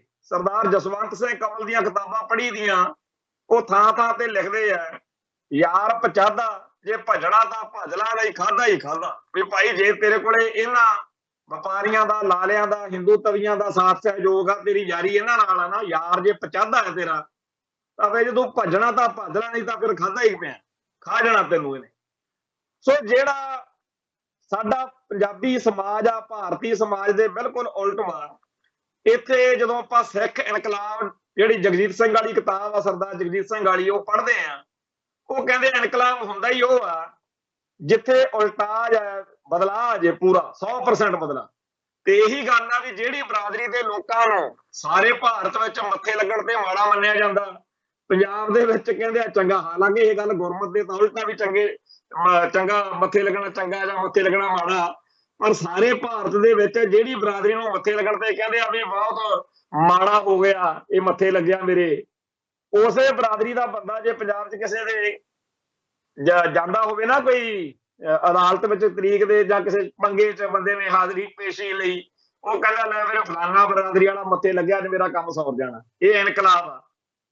ਤੇ ਜਿਹੜੇ ਬੰਦਿਆਂ ਨੂੰ ਸਾਰੇ ਭਾਰਤ ਵਿੱਚ ਚੰਗਾ ਮੰਨਿਆ ਜਾਂਦਾ ਵੀ ਉੱਚ ਬਰਾਦਰੀ ਦੇ ਆ, ਵੱਡੀ ਬਰਾਦਰੀ ਦੇ ਆ, ਵੱਡੇ ਥੋਂ ਆ, ਬ੍ਰਾਹਮਣ ਆ, ਉਹਨਾਂ ਨੂੰ ਜੇ ਪੰਜਾਬ ਦੇ ਵਿੱਚ ਮੱਥੇ ਲੱਗਿਆ ਜਾਵੇ ਕਿਸੇ ਦੇ ਉਹ ਮਾੜਾ ਮੰਨਿਆ ਜਾਂਦਾ। ਹਰ ਤਰੀਕੇ ਨਾਲ ਸਿੱਖੀ ਨੇ ਇਨਕਲਾਬ ਲਿਆਂਦਾ। ਉਹ ਇਨਕਲਾਬ ਜਿਹੜਾ ਚਾਣਕਿਆ ਨੀਤੀ ਨੂੰ ਕਦੇ ਵੀ ਪੁੱਗਿਆ ਨਹੀਂ। ਤੇ ਉਸੇ ਚੀਜ਼ ਦੇ ਵਿੱਚ ਇੱਥੇ ਇੱਕ ਚੀਜ਼ ਆ ਵੀ ਸਾਰੇ ਭਾਰਤ ਦੇ ਕਹਿੰਦੇ ਕਹਾਉਂਦੇ ਮੁੱਖ ਮੰਤਰੀ, ਵੱਡੇ ਵੱਡੇ ਲੀਡਰ ਭਾਗਵੇਂ ਬ੍ਰਿਗੇਡ ਦੇ ਹਰ ਨੁਮਾਇੰਦੇ ਨੂੰ ਝੁਕਦੇ ਆ। ਸਾਡੇ ਬ੍ਰਾਹਮਣਵਾਦ ਨੂੰ ਕਿਸੇ ਨੇ ਵੀ ਅੱਜ ਤੱਕ ਵੰਗਾਰਿਆ, ਲਲਕਾਰਿਆ ਨਹੀਂ। ਇੱਕ ਵਾਰੀ ਲਾਲੂ ਪ੍ਰਸਾਦ ਯਾਦਵ ਨੇ ਰਥ ਯਾਤਰਾ ਜ਼ਰੂਰ ਰੋਕ ਕੇ ਕਮਾਲ ਕੀਤਾ, ਪਰ ਆਹ ਜਿਹੜਾ ਉੱਠਿਆ ਚਰਨਜੀਤ ਸਿੰਘ ਚੰਨੀ, ਇਹਨੇ ਸਾਨੂੰ ਬੜਾ ਦੁਖੀ ਕੀਤਾ। ਸੋ ਅੱਜ ਜਦੋਂ ਕਾਂਗਰਸ ਦੀ ਸਰਕਾਰ ਨਹੀਂ ਰਹੀ, ਜਦੋਂ ਉਹਨਾਂ ਕੋਲੇ ਦਿੱਲੀ ਜਾਂ ਪੰਜਾਬ ਦੇ ਵਿੱਚ ਸੱਤਾ ਹੈ ਨਹੀਂ, ਤਾਂ ਅਗਲੇ ਹੁਣ ਉਹਦੇ ਰਗੜਵਾਲੇ ਕਢਵਾਉਣ ਦੇ ਲਈ ਕੇਜਰੀਵਾਲ ਰਾਹੀਂ, ਆਮ ਆਦਮੀ ਪਾਰਟੀ ਰਾਹੀਂ ਭਗਵੰਤ ਮਾਨ ਨੂੰ ਮੋਹਰਾ ਬਣਾ ਕੇ ਜੋ ਕੁਝ ਕਰ ਰਹੇ ਨੇ ਉਹ ਸਾਰਿਆਂ ਦੇ ਸਾਹਮਣੇ। ਤੇ ਅੱਜ ਚਰਨਜੀਤ ਸਿੰਘ ਚੰਨੀ ਮੱਥਾ ਟੇਕ ਦੇਵੇ ਮੋਦੀ ਦੇ ਦਰਬਾਰ 'ਚ, ਬੀਜੇਪੀ 'ਚ ਸ਼ਾਮਲ ਹੋ ਜੇ, ਤੇ ਅੱਜ ਹੀ ਉਹ ਸਾਰੀ ਜਿਹੜੀ ਪੈਰਵਾਈ, ਸਾਰੀ ਉਹਦੇ ਖਿਲਾਫ ਬਿਆਨਬਾਜ਼ੀ ਜਿਹੜੀ ਆ ਉਹ ਬੰਦ ਹੋ ਜੂ। ਇਹ ਸਾਰਾ ਕੁਝ ਇੱਥੇ ਪੰਜਾਬ ਦੇ ਵਿੱਚ ਸਾਡੇ ਸਾਹਮਣੇ ਚੱਲ ਰਿਹਾ ਕਿ ਬੀਜੇਪੀ ਦੇ ਜਿਹੜੇ ਲੀਡਰ ਨੇ, ਬੀਜੇਪੀ ਦੇ ਜਿਹੜੇ ਪੁਰਾਣੇ ਆਗੂ ਨੇ, ਉਹ ਦੜ ਵੱਟ ਕੇ ਬੈਠੇ ਆ ਕਿ ਆ ਜਿਹੜੇ ਕਾਂਗਰਸ ਦੇ ਲੀਡਰ ਨੇ ਇਹਨਾਂ ਨੂੰ ਘੇਰ ਘੇਰ ਕੇ ਭਗਵੰਤ ਮਾਨ ਸਾਡੇ ਵਿੱਚ ਲੈ ਕੇ ਆਊਗਾ, ਤੇ ਲੈ ਕੇ ਆ ਵੀ ਰਿਹਾ। ਤੇ ਜਿਸ ਹਿਸਾਬ ਦੇ ਨਾਲ ਆ ਸਾਰਾ ਜਿਹੜਾ ਮਸਲਾ ਜੀ ਤੋਂ ਅੱਜ ਪ੍ਰੈਸ ਕਾਨਫਰੰਸ ਦੋਨੇ ਮੁੱਖ ਮੰਤਰੀਆਂ ਨੇ ਕੀਤੀ ਹੈ ਇੱਕ ਦੂਜੇ ਦੇ ਖਿਲਾਫ, ਉਹਦੇ ਤੋਂ ਤਾਂ ਸਾਫ਼ ਹੀ ਦਿਖਦਾ ਕੋਈ ਕਹਾਣੀ ਜਿਹੜੀ ਆ ਉਹ ਉਵੇਂ ਦੀ ਨਹੀਂ ਹੈਗੀ ਜਿਵੇਂ ਦੀ ਦਿਖਾਈ ਜਾ ਰਹੀ ਹੈ।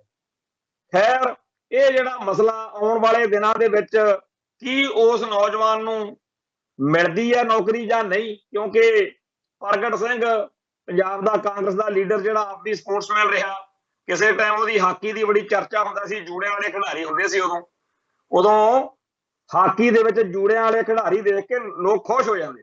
ਉਹ ਜਿਹੜੇ ਹਾਕੀ, ਫੁੱਟਬਾਲ ਤੇ ਹੋਰਨਾਂ ਖੇਡਾਂ ਦੇ ਵਿੱਚ ਸਾਡੇ ਪੰਜਾਬ ਦੇ ਸਿੱਖ ਖਿਡਾਰੀਆਂ ਨੂੰ ਆਊਟ ਕਰਕੇ ਆਹ ਇੱਕ ਕ੍ਰਿਕਟ ਸਾਡੇ ਗਲ ਮੜਦੀ, ਨਾ ਸਾਨੂੰ ਇਹਦਾ ਕੁਝ ਲੱਲ ਨਾ ਚੱਜ। ਹੁਣ ਨੌਜਵਾਨ ਇਹ 'ਚ ਟੱਕਰਾਂ ਟੁਕਰਾਂ ਮਾਰਦੇ ਆ ਨੌਕਰੀਆਂ ਲੈਣ ਨੂੰ। ਹੁਣ ਪਤਾ ਨਹੀਂ ਇਸ ਨੌਜਵਾਨ ਨੂੰ ਨੌਕਰੀ ਮਿਲਦੀ ਆ ਕਿ ਨਹੀਂ, ਜਾਂ ਪੁਲਿਸ ਆਉਣ ਵਾਲੇ ਦਿਨਾਂ 'ਚ ਕੋਈ ਪਰਚਾ ਦਰਜ ਕਰਦੀ ਆ ਕਿ ਨਹੀਂ। ਪਰ ਇਸ ਸ਼ੋਸ਼ੇਬਾਜ਼ੀ ਨੇ ਆ 5-4 ਦਿਨ ਰੌਣਕ ਵਾਹਵਾ ਲਾਈ ਰੱਖੀ। ਜਿੱਦਣ ਥਾਪੀ ਮਾਰ ਕੇ ਲਲਕਾਰਾ ਮਾਰਿਆ ਭਗਵੰਤ ਸਿੰਘ ਮਾਨ ਨੇ, ਉਸ ਦਿਨ ਤੋਂ ਲੋਕ ਉਡੀਕ ਰਹੇ ਸੀਗੇ। ਤੇ ਅੱਜ ਜਦੋਂ ਇੱਥੇ ਗੱਲ ਆ ਬੜੀ ਆ ਕਿ ਹੁਣ ਜੀ ਉਹਨੇ ਕਹਿਤਾ ਵੀ ਆਹ ਨੌਜਵਾਨ ਸੀਗਾ, ਤੇ ਮੂਹਰੋਂ ਜਵਾਬ ਉਹੋ ਜਿਹਾ ਆ ਗਿਆ, ਲੋਕਾਂ ਨੇ ਗੂਗਲ ਤੋਂ ਜੱਜਮੈਂਟਾਂ ਕੱਢ ਲਈਆਂ, ਹੁਣ ਉਹ ਠੁੱਸ ਪਟਾਕਾ ਜਿਹਾ ਲੱਗਦਾ। ਵੈਸੇ ਇਦੋਂ ਪਹਿਲਾਂ ਬੜਾ ਕੁਛ ਇਹੋ ਜਿਹਾ ਵਾਪਰ ਚੁੱਕਿਆ। ਭਾਖੜਾ ਬਿਆਸ ਮੈਨੇਜਮੈਂਟ ਬੋਰਡ ਦਾ ਮਸਲਾ ਸੀ, ਉਹਦੇ ਵਿੱਚ ਪੰਜਾਬ ਦੇ ਹਿੱਤਾਂ ਦੇ ਉਲਟ ਗੱਲ ਗਈ। ਪਿੱਛੇ ਜੇ ਚੰਡੀਗੜ੍ਹ ਜਿਹੜਾ ਸੀਗਾ ਉਹਦੇ ਬਾਰੇ ਪੁੱਠਾ ਸਿੱਧਾ ਜਿਹਾ ਬਿਆਨ ਦਿੱਤਾ ਗਿਆ ਰਾਜਨਾਥ ਸਿੰਘ ਵੱਲੋਂ ਪੰਜਾਬੀ ਬੋਲੀ ਦੇ ਖਿਲਾਫ ਵੀ ਚੰਡੀਗੜ੍ਹ ਦੇ ਵਿੱਚ ਪੰਜਾਬੀ ਬੋਲੀ ਦੇ ਖਿਲਾਫ ਬਿਆਨ ਦਿੱਤਾ ਗਿਆ। ਉਦੋਂ ਵੀ ਭਗਵੰਤ ਮਾਨ ਦੀ ਸਰਕਾਰ ਕੁਝ ਨਹੀਂ ਕਹਿ ਸਕੀ ਜੱਜ ਹਾਲ ਦਾ। ਫਿਰ ਇੱਕ ਵਾਰੀ ਇਹ ਨਵਾਂ ਹੀ ਸੱਪ ਕੱਢਤਾ ਕਿ ਸਾਨੂੰ ਵੀ ਨਵੀਂ ਰਾਜਧਾਨੀ ਲਈ ਐ ਚਾਹੀਦਾ, ਥਾਂ ਚਾਹੀਦਾ। ਉਦੋਂ ਵੀ ਕਾਫੀ ਉਹਦਾ ਮਸਲਾ ਬਣਿਆ। ਫਿਰ ਪਿੱਛੇ ਜੇ ਮੁਆਵਜ਼ਾ ਭੇਜਤਾ, ਮੁਆਵਜ਼ੇ ਦਾ ਬਿੱਲ ਹਿਮਾਚਲ ਵਾਲਿਆਂ ਨੇ, ਫਿਰ ਉਦੋਂ ਵੀ ਕੋਈ ਚੱਜ ਹਾਲ ਦੀ ਗੱਲ ਨਹੀਂ ਕਰ ਸਕੇ। ਆ ਹੁਣ ਜਿਹੜਾ ਆਲ ਇੰਡੀਆ ਰੇਡੀਓ ਆ, ਇਹਦੇ ਉੱਤੇ ਜਿਹੜਾ ਚਰਚਾ ਚੱਲਿਆ ਬਈ ਦਿੱਲੀ 'ਚ ਤੇ ਹੋਰਨਾਂ ਥਾਵਾਂ ਤੋਂ, ਰਾਜਧਾਨੀ ਚੋਂ, ਚੰਡੀਗੜ੍ਹ ਚੋਂ ਭੇਜ ਦਿੱਤਾ ਵੀ ਤੁਸੀਂ ਜਿਹੜੇ ਪੰਜਾਬੀ ਵਿੱਚ ਖਬਰਾਂ ਦਿੰਦੇ ਆ ਉਹ ਤੋੜ ਦਿਓ ਘਰਾਂ ਨੂੰ। ਉਦੋਂ ਵੀ ਭਗਵੰਤ ਮਾਨ ਦੀ ਸਰਕਾਰ ਠੁੱਸ। ਤੇ ਆ ਹੁਣ ਜਿਹੜੀ ਪੰਜਾਬ ਯੂਨੀਵਰਸਿਟੀ ਚੰਡੀਗੜ੍ਹ ਆ, ਉਹਦੇ ਅਧੀਨ ਜਿੰਨੇ ਵੀ 150-200 ਕਾਲਜ ਆ, ਉਹਨਾਂ ਸਾਰਿਆਂ ਦੇ ਵਿੱਚ ਪੰਜਾਬੀ ਦੀ ਪੜ੍ਹਾਈ ਜਿਹੜੀ ਆ ਪਹਿਲਾਂ ਕੰਪਲਸਰੀ ਹੁੰਦੀ ਸੀ। ਜਦੋਂ ਅਸੀਂ ਪੜ੍ਹੇ ਆ ਉਦੋਂ ਪੰਜਾਬੀ ਤੇ ਅੰਗਰੇਜ਼ੀ ਲਾਜ਼ਮੀ ਵਿਸ਼ਾ ਸੀ ਵੀ ਤੁਹਾਨੂੰ ਪੜ੍ਹਨਾ ਹੀ ਪੈਣਾ। ਤੇ ਸਾਨੂੰ ਪਿੰਡਾਂ ਵਾਲਿਆਂ ਨੂੰ ਤਾਂ ਮੌਜ ਹੁੰਦੀ ਸੀਗੀ ਕਿਉਂਕਿ ਪੰਜਾਬੀ ਪੜ੍ਹੋ ਤੇ ਛੇਤੀ ਉਹਦੇ, ਕਿਉਂਕਿ ਮਨ ਬਹੁਤਾ ਜ਼ਿਆਦਾ ਨਹੀਂ ਸੀ ਟੱਕਰ ਮਾਰਨਾ ਪੈਂਦਾ। ਅਸੀਂ ਤਾਂ ਗਾਹਾਂ ਇਲੈਕਟਿਵ ਪੰਜਾਬੀ ਵੀ ਪੜ੍ਹ ਲੈਣੀ। ਜਿਹੜੇ ਆ ਸ਼ਹਿਰੀਏ ਸੀ ਲਾਲੇ ਭੋਲੇ, ਇਹਨਾਂ ਲਈ ਔਖਾ ਸੀ। ਤੇ ਅੱਜ ਉਹਦੇ ਖਿਲਾਫ ਐਲਾਨ ਕਰਤਾ ਵੀ ਇਹਨਾਂ ਸਾਰੇ ਪੰਜਾਬ ਯੂਨੀਵਰਸਿਟੀ ਦੇ ਕਾਲਜਾਂ ਦੇ ਵਿੱਚ ਜਿਹੜੀ ਪੰਜਾਬੀ ਬੋਲੀ, ਪੰਜਾਬੀ ਦੀ ਪੜ੍ਹਾਈ ਜਿਹੜੀ ਆ ਉਹ ਵਿਸ਼ੇ ਵਾਂਗੂ ਨਹੀਂ ਪੜ੍ਹਾਈ ਜਾਊਗੀ। ਆਪਦੀ ਮਰਜ਼ੀ ਹੈ, ਜਿਹਨੇ ਪੜ੍ਹਨਾ ਪੜ੍ਹੋ, ਜਿਹਨੇ ਨਹੀਂ ਪੜ੍ਹਨਾ। ਉਹ ਲਾਲਿਆਂ ਲਈ, ਦਿੱਲੀ ਵਾਲਿਆਂ, ਸੋਰੀ ਚੰਡੀਗੜ੍ਹ ਵਾਲਿਆਂ ਲਈ ਜਾਂ ਸ਼ਹਿਰੀਆਂ ਲਈ ਇਹ ਗੱਲ ਕੀਤੀ ਗਈ। ਤੇ ਇਹ ਪੰਜਾਬੀ ਬੋਲੀ ਨੂੰ ਇਸ ਤਰੀਕੇ ਨਾਲ ਖਤਮ ਕਰਨ ਦਾ ਜਿਹੜਾ ਪ੍ਰੋਜੈਕਟ ਚੱਲ ਰਿਹਾ, ਬਹੁਤ ਘੱਟ ਲੋਕਾਂ ਨੂੰ ਇਸ ਗੱਲ ਦੀ ਸਮਝ ਹੋ ਸਕਦੀ ਹੈ ਕਿ ਅਸਲ ਵਿੱਚ 1999-90 ਦੇ ਵਿੱਚ ਜਦੋਂ ਖਾੜਕੂਆਂ ਨੇ ਪੰਜਾਬੀ ਬੋਲੀ ਲਾਗੂ ਕਰਾਈ, ਉਦੋਂ ਤੋਂ ਹਿੰਦੂ ਤਵੀਏ, ਕਾਮਰੇਡ ਤੇ ਹੋਰ ਬਹੁਤ ਸਾਰੇ ਲੋਕ ਜਿਹੜੇ ਆ ਬੜੇ ਔਖੇ ਆ। ਤੇ ਉਹਨਾਂ ਦਿਨਾਂ ਦੇ ਵਿੱਚ ਇੱਕ ਕਿਤਾਬ ਜਿਹਾ ਛਾਪ ਕੇ ਆ, ਜਿਹੜੇ ਕਾਮਰੇਡ ਜਿਹੜੇ ਪੰਜਾਬੀ ਬੋਲੀ ਦੇ ਬਾਹਲੇ ਬਾਅਦ ਚ ਲੰਬੜਦਾਰ ਬਣੇ ਫਿਰਦੇ ਰਹੇ ਆ ਪਿਛਲੇ ਕਈ ਸਾਲਾਂ ਚ। ਮੈਨੂੰ ਤਾਂ ਹਾਸਾ ਬਣਾਇਆ ਕਰਿਓ, ਇਹਨਾਂ ਦਾ ਕਿਤਾਬ ਜਿਹਾ ਛਾਪ ਕੇ ਵੰਡਿਆ ਇਹਨਾਂ ਨੇ 1990-91 ਚ ਕਿ ਜੀ ਇਹ ਫਾਸ਼ੀਵਾਦੀ ਨੇ, ਜਿਹੜੇ ਪੰਜਾਬ ਦੇ ਸਿੱਖ ਨੇ, ਇਹ ਪੰਜਾਬੀ ਲਾਗੂ ਕਰਾਉਂਦੇ ਆ, ਬੜੇ ਭੈੜੇ ਨੇ, ਬੜੇ ਮਾੜੇ ਆ। ਬੜਾ ਉਹਦੇ ਚ ਇਹਨਾਂ ਨੇ ਭਕਾਈ ਮਾਰੀ। ਪੰਜਾਬੀ ਬੋਲੀ ਨੂੰ ਲਾਗੂ ਕਰਾਉਣ ਦੇ ਖਿਲਾਫ ਇਹਨਾਂ ਨੇ ਬਹੁਤ ਉਦੋਂ ਉਹਦੇ ਵਿੱਚ ਗੱਲਾਂ ਬਾਤਾਂ ਲਿਖੀਆਂ ਸੀ। ਤੇ ਹੁਣ ਇਹਨਾਂ ਨੇ ਬਾਅਦ ਵਿੱਚ ਫਿਰ ਪੰਜਾਬੀ ਦੇ ਬਣ ਗਏ ਵੀ ਅਸੀਂ ਜੀ ਲਾਡਲੇ ਪੋਤਾ, ਅਸੀਂ ਪੰਜਾਬੀ ਦੀ ਰਾਖੀ ਕਰਦੇ ਹਾਂ। ਇਹ ਬਿਲਕੁਲ ਉਵੇਂ ਜਿਵੇਂ ਪੰਜਾਬ ਦੇ ਦਰਿਆਈ ਪਾਣੀ ਲਗਾਉਣ ਵਾਲੇ ਕੈਪਟਨ ਅਮਰਿੰਦਰ ਸਿੰਘ ਵਰਗੇ ਤੇ ਬਾਦਲ ਵਰਗੇ ਜਿਹੜੇ ਸੀ ਉਹ ਪਾਣੀਆਂ ਦੇ ਰਾਖੇ ਬਣਦੇ ਫਿਰਦੇ ਸੀ, ਉਵੇਂ ਇਹ ਪੰਜਾਬੀ ਦੇ ਰਾਖੇ ਬਣ ਕੇ ਬਹਿ ਗਏ। ਖੈਰ ਉਦੋਂ ਦਾ ਇਹਨਾਂ ਦੇ ਮਨ ਵਿੱਚ ਔਖ ਬੜੀ ਆ ਪੰਜਾਬੀ ਬੋਲੀ ਦੇ। ਉਸ ਫੈਸਲੇ ਦੇ ਖਾੜਕੂਆਂ ਦੇ ਖਿਲਾਫ ਬਈ ਇਹਨਾਂ ਨੇ ਉਦੋਂ ਪੰਜਾਬੀ ਲਾਗੂ ਕਰਾਈ ਸੀ। ਸੋ ਉਸ ਗੱਲ ਦੇ ਹਿਸਾਬ ਦੇ ਨਾਲ ਪੰਜਾਬ ਚੋਂ ਪੰਜਾਬੀ ਡਿਲੀਟ ਕਰਨ ਲਈ, ਖਤਮ ਕਰਨ ਲਈ, ਪੂਰੀ ਤਰ੍ਹਾਂ ਮੁਕੰਮਲ ਤੌਰ ਤੇ ਖਤਮ ਕਰਨ ਦੇ ਲਈ ਇਹ ਲੋਕ ਤੁਰੇ ਹੋਏ ਨੇ। ਕੋਈ ਨਾ ਕੋਈ ਸੱਪ ਕੱਢੀ ਰੱਖਦੇ ਆ। ਹੁਣ ਜਿਹੜੇ ਲੋਕ ਖਾੜਕੂਆਂ ਨੂੰ, ਜੁਝਾਰੂਆਂ ਨੂੰ ਭੰਡਦੇ ਰਹੇ, ਨਿੰਦਦੇ ਰਹੇ, ਅੱਜ ਉਹਨਾਂ ਸਾਰਿਆਂ ਨੂੰ ਥੁੱਕ ਕੇ ਚੱਕਣਾ ਪੈ ਰਿਹਾ। ਜਦੋਂ ਜੁਝਾਰੂਆਂ ਨੇ ਪੰਜਾਬੀ ਲਾਗੂ ਕਰਾਈ ਸੀ, ਅੱਜ ਇਹ ਜਿਹੜਾ ਹਕੂਮਤੀ ਤੰਤਰ ਆ ਇਹ ਪੰਜਾਬੀ ਮਿਟਾਉਣ ਤੇ ਤੁਰਿਆ ਹੋਇਆ। ਤੇ ਫਿਰ ਇਹਨਾਂ ਨੂੰ ਚੇਤੇ ਆਉਂਦਾ ਲੋਕਾਂ ਨੂੰ ਵੀ ਖਾੜਕੂ ਕਿਵੇਂ ਠੀਕ ਸੀ। ਖਾੜਕੂਆਂ ਨੇ ਪੰਜਾਬ ਦੇ ਵਿੱਚ ਸਿੱਖ ਸੱਭਿਆਚਾਰ ਦੀ ਰਾਖੀ ਲਈ, ਲੋਕਾਂ ਦੇ ਖਰਚੇ ਘਟਾਉਣ ਲਈ, ਸਾਦੇ ਵਿਆਹ ਤੇ ਨਸ਼ਿਆਂ ਦੇ ਖਿਲਾਫ ਤੇ ਹੋਰ ਚੰਗੇ ਕੰਮ ਜਿਹੜੇ ਸੀ ਸਮਾਜ ਸੁਧਾਰ ਲਹਿਰ ਦੇ ਰਾਹੀਂ ਕੀਤੇ। ਲੋਕਾਂ ਨੂੰ ਇਹਦੇ ਖਿਲਾਫ ਕਾਮਰੇਡਾਂ ਨੇ ਭੜਕਾਇਆ। ਨਵਾਂ ਜ਼ਮਾਨਾ ਵਰਗਾ ਅਖਬਾਰ ਆ ਜਿਹੜਾ ਜਤਿੰਦਰ ਪੰਨੂ ਆ, ਇਹ ਦਹਾਈਆਂ ਹੀ ਦਿੰਦਾ ਕਰਦਾ ਰਹਿੰਦਾ ਸੀ। ਉਹ ਇਹ ਸਾਰੇ ਦੇ ਸਾਰੇ ਲੋਕ ਜਿਹੜੇ ਸੀ ਅੱਜ ਕਹਿੰਦੇ ਆ ਜੀ ਪੰਜਾਬ ਦੇ ਵਿੱਚ ਆਹ ਹੋ ਗਿਆ, ਵਾਹ ਹੋ ਗਿਆ, ਨੌਜਵਾਨ ਕਰਾਹੇ ਪੈ ਗਏ, ਅਯਾਸ਼ੀ ਆ ਗਈ, ਬਦਮਾਸ਼ੀ ਆ ਗਈ। ਭਾਈ ਜਦੋਂ ਤੁਸੀਂ ਉਹਨਾਂ ਨੂੰ ਭੰਡਦੇ ਸੀ, ਨਿੰਦਦੇ ਸੀ, ਜਿਹੜੇ ਪੰਜਾਬ ਦੇ ਵਿੱਚ ਨੈਤਿਕਤਾ ਦਾ, ਮਰਿਆਦਾ ਦਾ, ਉੱਚੇ ਸੁੱਚੇ ਜੀਵਨ ਦਾ ਹੋਕਾ ਦਿੰਦੇ ਸੀ, ਤੇ ਉਦੋਂ ਤੁਹਾਨੂੰ ਪਤਾ ਨਹੀਂ ਸੀਗਾ ਵੀ ਜਦੋਂ ਇਹ ਸੋਚ ਆ ਜਿਹੜੀ ਇਹਦਾ ਵਿਰੋਧ ਕਰਾਂਗੇ ਤਾਂ ਇਹਦਾ ਰਿਜ਼ਲਟ ਕੀ ਨਿਕਲੂ। ਅੱਜ ਜੋ ਪੰਜਾਬ ਦੇ ਵਿੱਚ ਜੇਕਰ ਨੌਜਵਾਨੀ ਕਰਾਹੇ ਪਈ ਆ ਤਾਂ ਉਹ ਸਾਰੇ ਲੋਕ ਦੋਸ਼ੀ ਆ ਜਿਨ੍ਹਾਂ ਨੇ ਸਮਾਜ ਸੁਧਾਰ ਲਹਿਰ ਦੇ ਬਹਾਨੇ, ਸਮਾਜ ਸੁਧਾਰ ਲਹਿਰ ਦਾ ਵਿਰੋਧ ਕਰਨ ਮੌਕੇ, ਖਾੜਕੂਆਂ ਦਾ ਵਿਰੋਧ ਕਰਨ ਦੇ ਮੌਕੇ ਕੋਈ ਕਸਰ ਨਹੀਂ ਛੱਡੀ। ਸੋ ਅੱਜ ਉਹਨਾਂ ਲੋਕਾਂ ਨੂੰ ਲੱਗਦਾ ਹੋਣਾ ਕਿ ਸਾਤੋਂ ਗਲਤੀ ਹੋ ਗਈ। ਸੋ ਹਰ ਇੱਕ ਮੁੱਦੇ ਉੱਤੇ, ਚਾਹੇ ਉਹ ਦਰਿਆਈ ਪਾਣੀਆਂ ਦਾ ਮਸਲਾ, ਪੰਜਾਬੀ ਬੋਲੀ ਦਾ ਮਸਲਾ, ਸਿੱਖ ਸੱਭਿਆਚਾਰ ਦਾ ਮਸਲਾ ਜਾਂ ਹੋਰ बहुत सारे मसले आ, हर मसले उत्ते जुझारूआं दा जिहड़ा नुकता सी वो बिल्कुल सही साबित होया। बहुत सारे लोकां नूं लगदा है कि जी 1991 ਦੇ ਵਿੱਚ ਵੋਟਾਂ ਦਾ ਬਾਈਕਾਟ ਕਰਤਾ, ਬਿਆੰਤੇ ਦਾ ਰਾਜ ਆ ਗਿਆ, ਫਲਾਣ ਹੋ ਗਿਆ। ਉਹਨਾਂ ਦੇ ਆਪ ਦੇ ਲੌਜਿਕ ਆ, ਪਰ ਜੇ ਜੁਝਾਰੂਆਂ ਦੇ ਨੁਕਤਾ ਨਿਗਾਹ ਤੋਂ ਦੇਖੀਏ ਉਹ ਕਹਿੰਦੇ ਜਿਸ ਇੰਡੀਅਨ ਸਟੇਟ ਨੇ, ਜਿਸ ਡੈਮੋਕ੍ਰੇਸੀ ਨੇ, ਜਿਸ ਕੌਂਸਟੀਟਿਊਸ਼ਨ ਨੇ, ਜਿਸ ਤਿਰੰਗੇ ਝੰਡੇ ਨੇ ਸਾਡੇ ਧਰਮ ਉੱਤੇ, ਸਾਡੇ ਬੋਲੀ ਉੱਤੇ, ਸਾਡੇ ਸੱਭਿਆਚਾਰ ਉੱਤੇ ਅਟੈਕ ਕੀਤਾ, ਜਿਹਨੇ ਸਾਡਾ ਦਰਬਾਰ ਸਾਹਿਬ ਅਕਾਲ ਤਖਤ ਸਾਹਿਬ ਨੂੰ ਨਿਸ਼ਾਨਾ ਬਣਾਇਆ, ਸਾਡੇ ਗੁਰਧਾਮਾਂ ਦੇ ਉੱਤੇ, ਸਾਡੀ ਸਾਰੇ ਹਿੰਦੁਸਤਾਨ ਦੇ ਵਿੱਚ, ਸਾਰੇ ਮੁਲਕ ਦੇ ਵਿੱਚ ਸਾਡੀ ਕੌਮ ਦੀ ਨਸਲਕੁਸ਼ੀ ਕੀਤੀ, ਅਸੀਂ ਉਸ ਸਿਸਟਮ 'ਚ ਯਕੀਨ ਹੀ ਨਹੀਂ ਰੱਖਦੇ। ਜਿਵੇਂ 1985 ਦੇ ਵਿੱਚ ਇਲੈਕਸ਼ਨ ਦਾ ਬਾਈਕਾਟ ਕੀਤਾ ਬਾਬਾ ਜੋਗਿੰਦਰ ਸਿੰਘ ਵਾਲੇ, ਸੰਤ ਜਰਨੈਲ ਸਿੰਘ ਵਾਲੀ ਵਿਚਾਰਧਾਰਾ ਵਾਲਿਆਂ ਨੇ, ਉਵੇਂ 1999 'ਚ ਕੀਤਾ, ਉਵੇਂ ਹੀ 1991 ਤੇ 92 'ਚ ਕੀਤਾ। ਮਾੜਾ ਕੀ ਕੀਤਾ? ਸੋ ਜਿਹੜੇ ਲੋਕ ਭਾਰਤੀ ਹਕੂਮਤੀ ਸਿਸਟਮ ਦਾ ਹਿੱਸਾ ਬਣ ਕੇ MLA MP ਬਣ ਕੇ ਮੌਜਾਂ ਲੁੱਟਣੀਆਂ ਚਾਹੁੰਦੇ ਸੀ ਜਾਂ ਚਾਹੁੰਦੇ ਨੇ, ਉਹਨਾਂ ਦਾ ਤਾਂ ਮੰਨੀ ਗੱਲ ਵੀ ਉਹ ਕਹਿਣ ਕਿ ਜੀ ਬੜਾ ਮਾੜਾ ਹੋ ਗਿਆ, ਪਰ ਜਿਹੜੇ ਲੋਕ ਖਾਲਿਸਤਾਨ ਜਾਂ ਪੰਥ ਦੀ ਚੜ੍ਹਦੀ ਕਲਾ ਲੋਚਦੇ ਆ ਉਹਨਾਂ ਦੀ ਸਮਝ ਨਹੀਂ ਲੱਗਦੀ ਵੀ ਉਹ ਕਿਉਂ ਕਹਿੰਦੇ ਨੇ। ਮੈਂ ਇੱਕੋ ਬੇਨਤੀ ਪੁੱਛਣੀ ਚਾਹੁੰਦਾ ਵੀ ਜਿਹੜੇ ਲੋਕ ਕਹਿੰਦੇ ਆ ਵੀ ਜੀ ਪੰਥ ਦੀ ਚੜ੍ਹਦੀ ਕਲਾ, ਇਹ ਕੀ ਇੰਡੀਅਨ ਸਟੇਟ ਦੇ ਅੰਦਰ ਰਹਿ ਕੇ ਪੰਥ ਦੀ ਚੜ੍ਹਦੀ ਕਲਾ ਹੋ ਸਕਦੀ ਹੈ? ਹਜੇ ਵੀ ਲੱਗਦਾ ਤੁਹਾਨੂੰ? ਤੇ ਕਿਉਂ ਭਾਰਤੀ ਹਕੂਮਤੀ ਤੰਤਰ ਨੂੰ ਸਾਰਿਆਂ ਨੂੰ ਮੱਥਾ ਟਿਕਾਉਣ ਤੇ ਲੱਕ ਬੰਨਿਆ ਹੋਇਆ? ਖੈਰ, ਆਪੋ ਆਪਣਾ ਹਿਸਾਬ ਕਿਤਾਬ ਹੁੰਦਾ। ਇੱਥੇ ਕੁਝ ਖਬਰਾਂ ਬੜੀਆਂ ਜ਼ਰੂਰੀ ਨੇ। ਅੱਜ ਲੁਧਿਆਣੇ ਦੇ ਵਿੱਚ ਉੱਚ ਸਿੱਖਿਆ ਵਿਭਾਗ ਪੰਜਾਬ ਦੇ ਜਿਹੜੇ ਫੈਸਲੇ ਆ ਉਹਦੇ ਖਿਲਾਫ 3 ਦਿਨ ਲਈ ਲੁਧਿਆਣੇ ਦੇ 22 ਕਾਲਜ ਬੰਦ ਰੱਖਣ ਦਾ ਜਿਹੜਾ ਫੈਸਲਾ ਉਹ ਕੀਤਾ ਗਿਆ। ਉਹ ਉਹਨਾਂ ਦਾ ਜਿਹੜਾ ਮਸਲਾ ਏਡਡ ਅਨਏਡਡ ਸਕੂਲਾਂ ਕਾਲਜਾਂ ਵਿੱਚ ਸੈਂਟਰਲ ਪੋਰਟਲ ਰਾਹੀਂ ਦਾਖਲਾ ਜਿਹੜਾ ਉਹਦੇ ਬਾਰੇ ਮਸਲਾ ਆ, ਤੇ ਉਹ ਧੱਕੇਸ਼ਾਹੀ ਨਾਲ ਫੈਸਲਾ ਕਾਲਜਾਂ ਤੇ ਥੋਪਿਆ ਗਿਆ। ਇਸ ਕਰਕੇ ਜਿਹੜੇ ਉੱਚ ਸਿੱਖਿਆ ਵਿਭਾਗ ਦੇ ਫੈਸਲੇ ਦੇ ਖਿਲਾਫ 3 ਦਿਨ ਲਈ ਲੁਧਿਆਣੇ ਦੇ ਜਿਹੜੇ 22 ਕਾਲਜ ਨੇ ਉਹ ਬੰਦ ਕੀਤੇ ਗਏ ਨੇ। ਇੱਥੇ ਇੱਕ ਖਬਰ ਹੋਰ ਬੜੀ ਜ਼ਰੂਰੀ ਆ ਕਿ ਆਪਾਂ ਸਭ ਨੂੰ ਪਤਾ ਹੈ ਕਿ ਨਿਸ਼ਾਂਤ ਸ਼ਰਮਾ ਹੈ ਜਿਹੜਾ ਆਪਣੇ ਵੱਲੋਂ ਤਾਂ ਆਇਆ ਸੀ ਧਾਵਾ ਕਰਨ, ਚੜ੍ਹਾਈ ਕਰਕੇ ਸਰਦਾਰ ਜਥੇਦਾਰ ਜਗਤਾਰ ਸਿੰਘ ਹਵਾਲਾ ਤੇ ਭਾਈ ਪਰਮਜੀਤ ਸਿੰਘ ਭਿਉਰਾ ਦੇ ਉੱਤੇ, ਔਰ ਉਹਦੇ ਆਪਦੇ ਉੱਥੇ ਵਾਹਵਾ ਛਤਰਪ੍ਰੇਡ ਹੋਈ ਸੀ। ਉਹ ਬਾਅਦ ਚ ਕਿਸੇ ਮਾਮਲੇ ਵਿੱਚ ਜੇਲ੍ਹ ਚਲੇ ਗਿਆ ਰੋਪੜ 25 ਸਤੰਬਰ 2018 ਨੂੰ। ਉੱਥੇ ਉਹਦੀ ਕਿਸਮਤ ਗਾਂ ਨੂੰ ਸਿੰਘ ਟੱਕਰ ਗਏ, ਰਮਨਦੀਪ ਸਿੰਘ ਬੱਗਾ, ਬਹਾਦਰ ਸਿੰਘ, ਇਕਬਾਲਪ੍ਰੀਤ ਸਿੰਘ, ਤੇ ਇਹਨਾਂ ਸਾਰੇ ਨੌਜਵਾਨਾਂ ਨੇ ਉਹਦੀ ਫਿਟਨੈਸ ਕਰਤੀ, ਸੇਵਾ ਕਰਤੀ। ਅੱਜ ਅਦਾਲਤ ਵਿੱਚ ਉਸ ਕੇਸ ਦਾ ਫੈਸਲਾ ਹੋਇਆ ਜਿਹਦੇ ਵਿੱਚ ਨਿਸ਼ਾਂਤ ਸ਼ਰਮਾ ਦੀ ਸ਼ਿਕਾਇਤ ਉੱਤੇ ਜਿਹੜਾ ਕਤਲ ਦਾ ਪਰਚਾ ਬਣਾਇਆ ਸੀ, ਉਹਨੇ ਇਰਾਦਾ ਕਤਲ ਦਾ 307 ਲੱਗੀ ਸੀ, ਉਹ ਤਾਂ ਬਰੀ ਕਰਤਾ, ਪਰ ਜਿਹੜੀਆਂ ਚਪੇੜਾਂ ਚਮੋੜਾਂ ਮਾਰੀਆਂ 323 ਧਾਰਾ ਦੇ ਅਧੀਨ, ਉਹ ਜ਼ਰੂਰ ਉਹਦੇ ਉੱਤੇ 6 ਮਹੀਨਿਆਂ ਦੀ ਸਜ਼ਾ ਸੁਣਾਤੀ। ਲੋਕ ਇਸ ਗੱਲ ਦੇ ਉੱਤੇ ਚਿੰਤਾ ਚਰਚਾ ਕਰ ਰਹੇ ਨੇ ਕਿ ਸਜ਼ਾ ਤਾਂ ਚਾਹੇ ਚਪੇੜਾਂ ਮਾਰਨ ਵਿੱਚ 6 ਮਹੀਨਿਆਂ ਦੀ ਹੋਈ ਆ, ਪਰ ਜਿਵੇਂ ਪਹਿਲਾਂ ਬਹੁਤ ਸਾਰੇ ਸਿੰਘਾਂ ਦੀ ਸਜ਼ਾ ਮੁਕੰਮਲ ਹੋਣ ਤੋਂ ਬਾਅਦ ਵੀ ਉਹਨਾਂ ਨੂੰ ਛੱਡਿਆ ਨਹੀਂ ਗਿਆ, ਇਹਨਾਂ ਦਾ ਪਤਾ ਨਹੀਂ ਇਸ ਮਾਮਲੇ 'ਚ ਕੀ ਕਰਨਗੇ। ਪਰ ਭਾਈ ਰਮਨਦੀਪ ਸਿੰਘ ਬੱਗਾ ਤੇ ਹੋਰ ਸਿੰਘਾਂ ਨੇ ਜਿਨ੍ਹਾਂ ਨੇ ਇਹ ਕਾਰਵਾਈ ਪਾਈ ਆ, ਉਹਨਾਂ ਸਾਰਿਆਂ ਦੇ ਪ੍ਰਤੀ ਕੌਮ ਦੀਆਂ ਭਾਵਨਾਵਾਂ ਨੇ।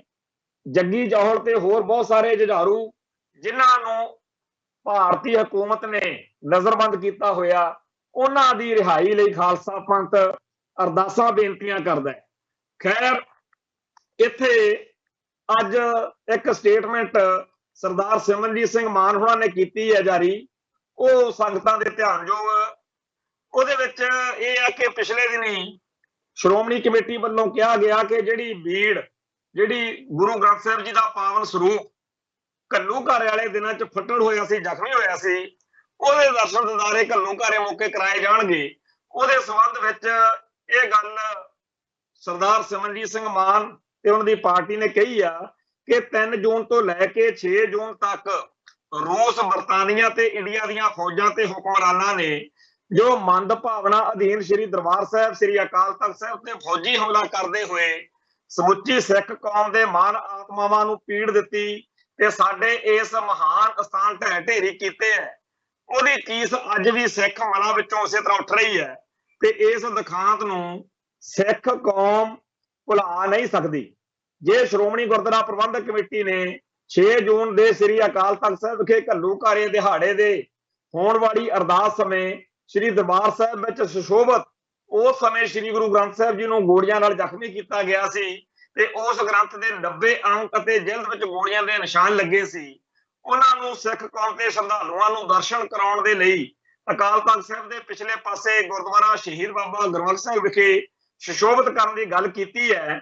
ਉਹਦੇ ਨਾਲ ਨਾਲ ਐਸਜੀਪੀਸੀ ਨੂੰ ਚਾਹੀਦਾ ਕਿ ਜੋ ਰੂਸ, ਬਰਤਾਨੀਆ ਤੇ ਇੰਡੀਅਨ ਫੌਜਾਂ ਨੇ ਸਾਡੇ ਮੀਰੀ ਪੀਰੀ ਦੇ ਮਹਾਨ ਅਸਥਾਨ ਸ਼੍ਰੀ ਅਕਾਲ ਤਖਤ ਸਾਹਿਬ ਨੂੰ ਬੁਰੀ ਤਰ੍ਹਾਂ ਜ਼ਖਮੀ ਕੀਤਾ ਸੀ, ਉਹਦਾ ਵੀ ਜਿਹੇ ਮੌਕਿਆਂ ਉੱਤੇ ਸਿੱਖ ਕੌਮ ਨੂੰ ਦਰਸਾਉਣ ਦਾ ਪ੍ਰਬੰਧ ਕੀਤਾ ਜਾਵੇ ਤਾਂ ਕਿ ਸਿੱਖ ਕੌਮ ਆਪਣੇ ਦੁਸ਼ਮਣ ਜਮਾਤਾਂ ਤੇ ਹੁਕਮਰਾਨਾਂ ਨੂੰ ਕਦੀ ਵੀ ਭੁਲਾ ਨਾ ਸਕੇ ਤੇ ਨਾ ਹੀ ਉਹਨਾਂ ਨੂੰ ਮਾਫ ਕਰ ਸਕੇ। ਇਹ ਵਿਚਾਰ ਸਰਦਾਰ ਸਿਮਰਜੀਤ ਸਿੰਘ ਮਾਨ ਅਤੇ ਸ਼੍ਰੋਮਣੀ ਅਕਾਲੀ ਦਲ ਅੰਮ੍ਰਿਤਸਰ ਨੇ 1984 ਦੇ ਫੌਜੀ ਹਮਲੇ ਦੌਰਾਨ ਜ਼ਖਮੀ ਹੋਏ ਸਾਹਿਬ ਸ੍ਰੀ ਗੁਰੂ ਗ੍ਰੰਥ ਸਾਹਿਬ ਜੀ ਨੂੰ ਉਸੇ ਰੂਪ ਵਿੱਚ ਸੰਗਤਾਂ ਨੂੰ ਦਰਸ਼ਨ ਕਰਵਾਉਣ ਦੇ ਕੀਤੇ ਫੈਸਲੇ ਦੇ ਨਾਲ ਜ਼ਖਮੀ ਹੋਏ ਅਕਾਲ ਤਖਤ ਸਾਹਿਬ ਦੇ ਦ੍ਰਿਸ਼ ਨੂੰ ਦਿਖਾਉਣ ਦਾ ਪ੍ਰਬੰਧ ਕਰਨ ਦੀ ਅਪੀਲ ਕਰਦੇ ਹੋਏ ਕਿਹਾ।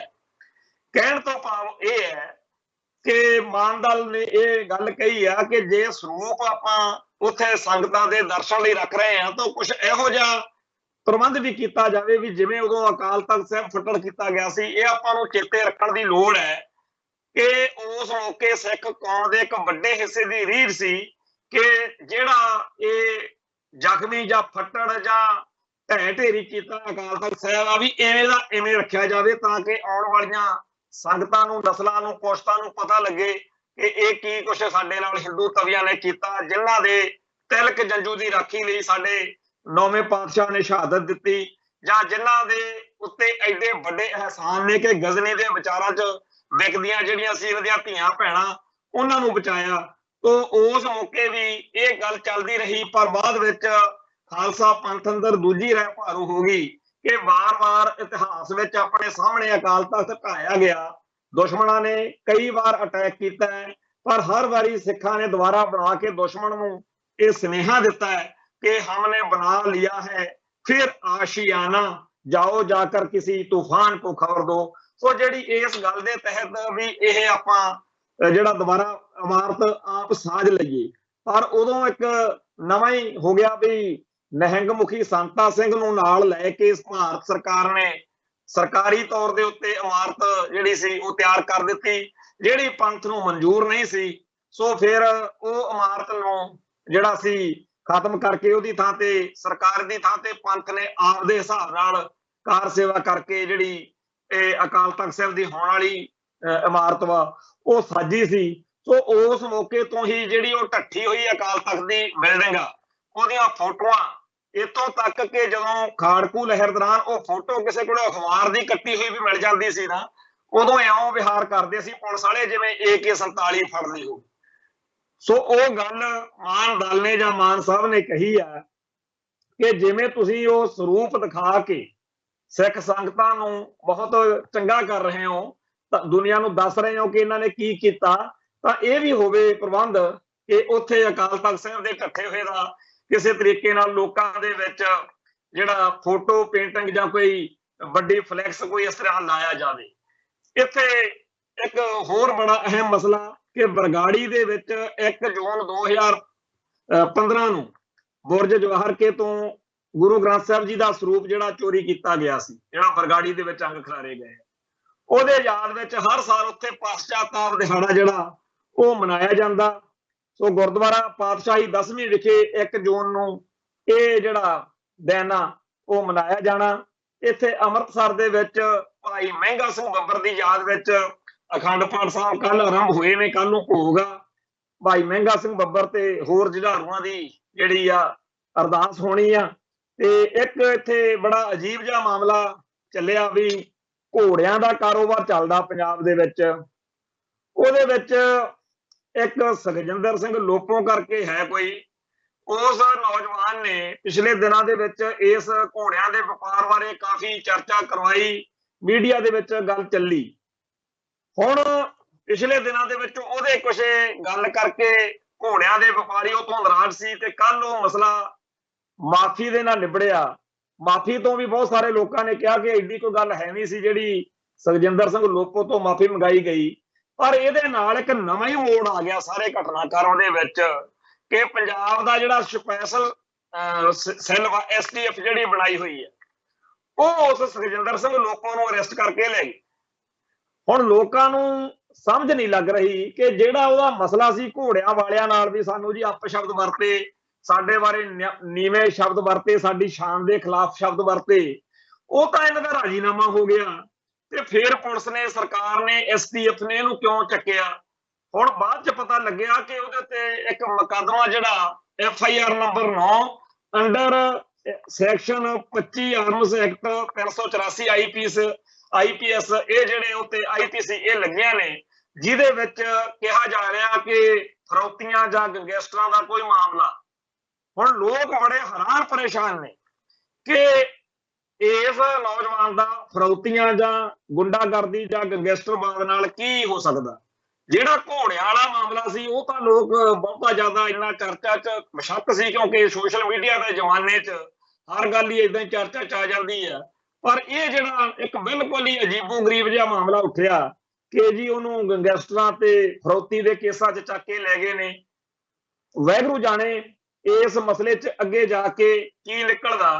ਪਰ ਜਿਹੜਾ ਪੰਜਾਬ ਦੇ ਵਿੱਚ ਇਹ ਸਾਰਾ ਪੰਜਾਬੀ ਬੋਲੀ ਦੇ ਖਿਲਾਫ ਜਾਂ ਸਿੱਖ ਸੱਭਿਆਚਾਰ ਦੇ ਖਿਲਾਫ ਸਰਕਾਰ ਵੱਲੋਂ ਅਟੈਕ ਹੋ ਰਹੇ ਨੇ, ਉਹਨਾਂ ਦੇ ਵਿੱਚ ਇੱਕ ਨਵਾਂ ਐਪੀਸੋਡ ਇਹ ਜੁੜਿਆ, ਜਿਹੜਾ ਆਪਾਂ ਕੱਲ ਵੀ ਗੱਲ ਕੀਤੀ ਸੀ ਕਿ ਮਹਾਰਾਸ਼ਟਰ ਦੇ ਵਿੱਚ ਪਰਵਣੀ ਜ਼ਿਲ੍ਹੇ ਦੇ ਪਿੰਡ ਉਖਲਾਦ ਵਿੱਚ 3 ਸਿੱਖ ਨੌਜਵਾਨਾਂ ਦਾ ਬੇਰਹਿਮੀ ਨਾਲ ਕਤਲ ਕੀਤਾ ਗਿਆ।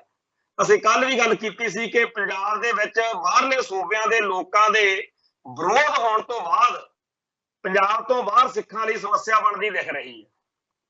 ਚਾਹੇ ਉਹ ਕੋਈ ਵੀ ਲੋਕ ਹੋਣ, ਪੰਜਾਬ ਤੋਂ ਬਾਹਰ ਉਹ ਸਿੱਖਾਂ ਨੂੰ ਨਿਸ਼ਾਨਾ ਬਣਾ ਰਹੇ ਨੇ।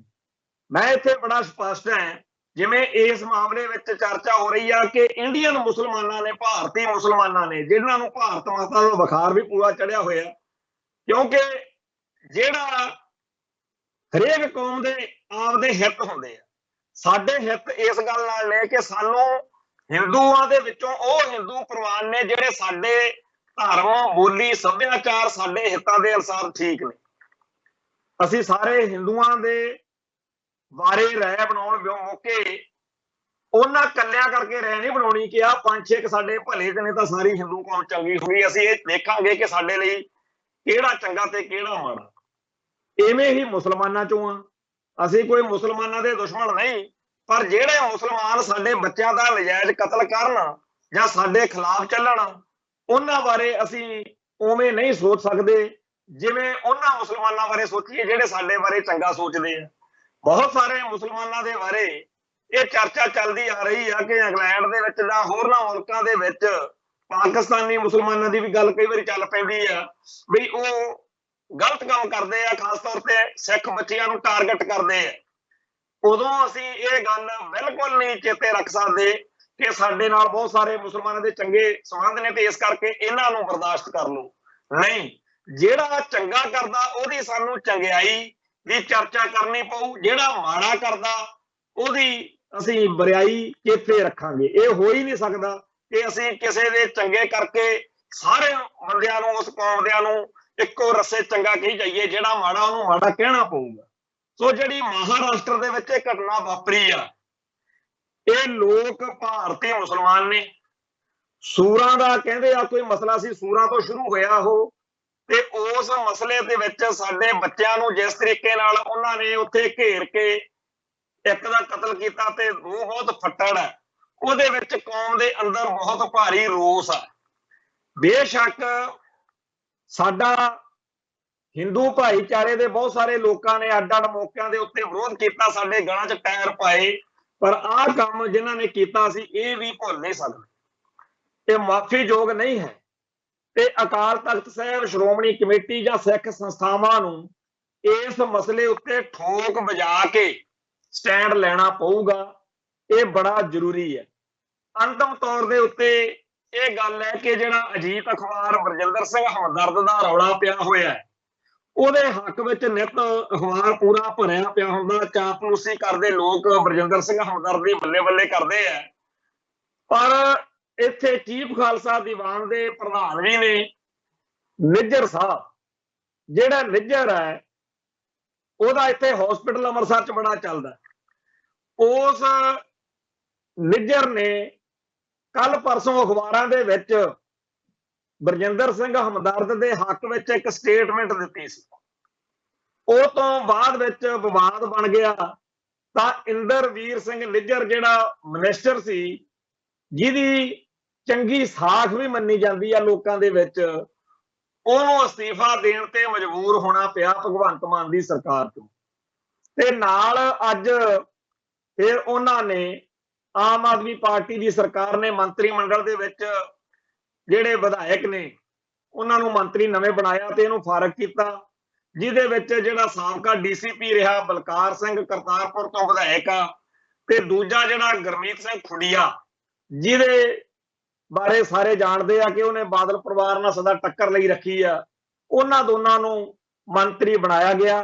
ਤੇ ਇਉਂ ਨਿੱਜਰ ਦੀ ਛੁੱਟੀ ਹੋ ਗਈ ਤੇ ਇਹ ਦੋ ਨਵੇਂ ਜਿਹੜੇ ਆ ਉਹ ਜਿਹੜੇ ਮੰਤਰੀ ਆ ਉਹ ਸਾਹਮਣੇ ਆਏ ਨੇ। ਖੈਰ, ਖਬਰਾਂ ਤਾਂ ਚਰਚਾ ਲਈ ਹੋਰ ਵੀ ਨੇ, ਪਰ ਸਮਾਂ ਆਪਣੇ ਕੋਲੇ ਸੀਮਤ ਆ। ਕੱਲ ਫੇਰ ਮਿਲਾਂਗੇ। ਨਾਨਕ ਨਾਮ ਚੜ੍ਹਦੀ ਕਲਾ, ਤੇਰੇ ਭਾਣੇ ਸਰਬੱਤ ਦਾ ਭਲਾ। ਵਾਹਿਗੁਰੂ ਜੀ ਕਾ ਖਾਲਸਾ, ਵਾਹਿਗੁਰੂ ਜੀ ਕੀ ਫਤਿਹ।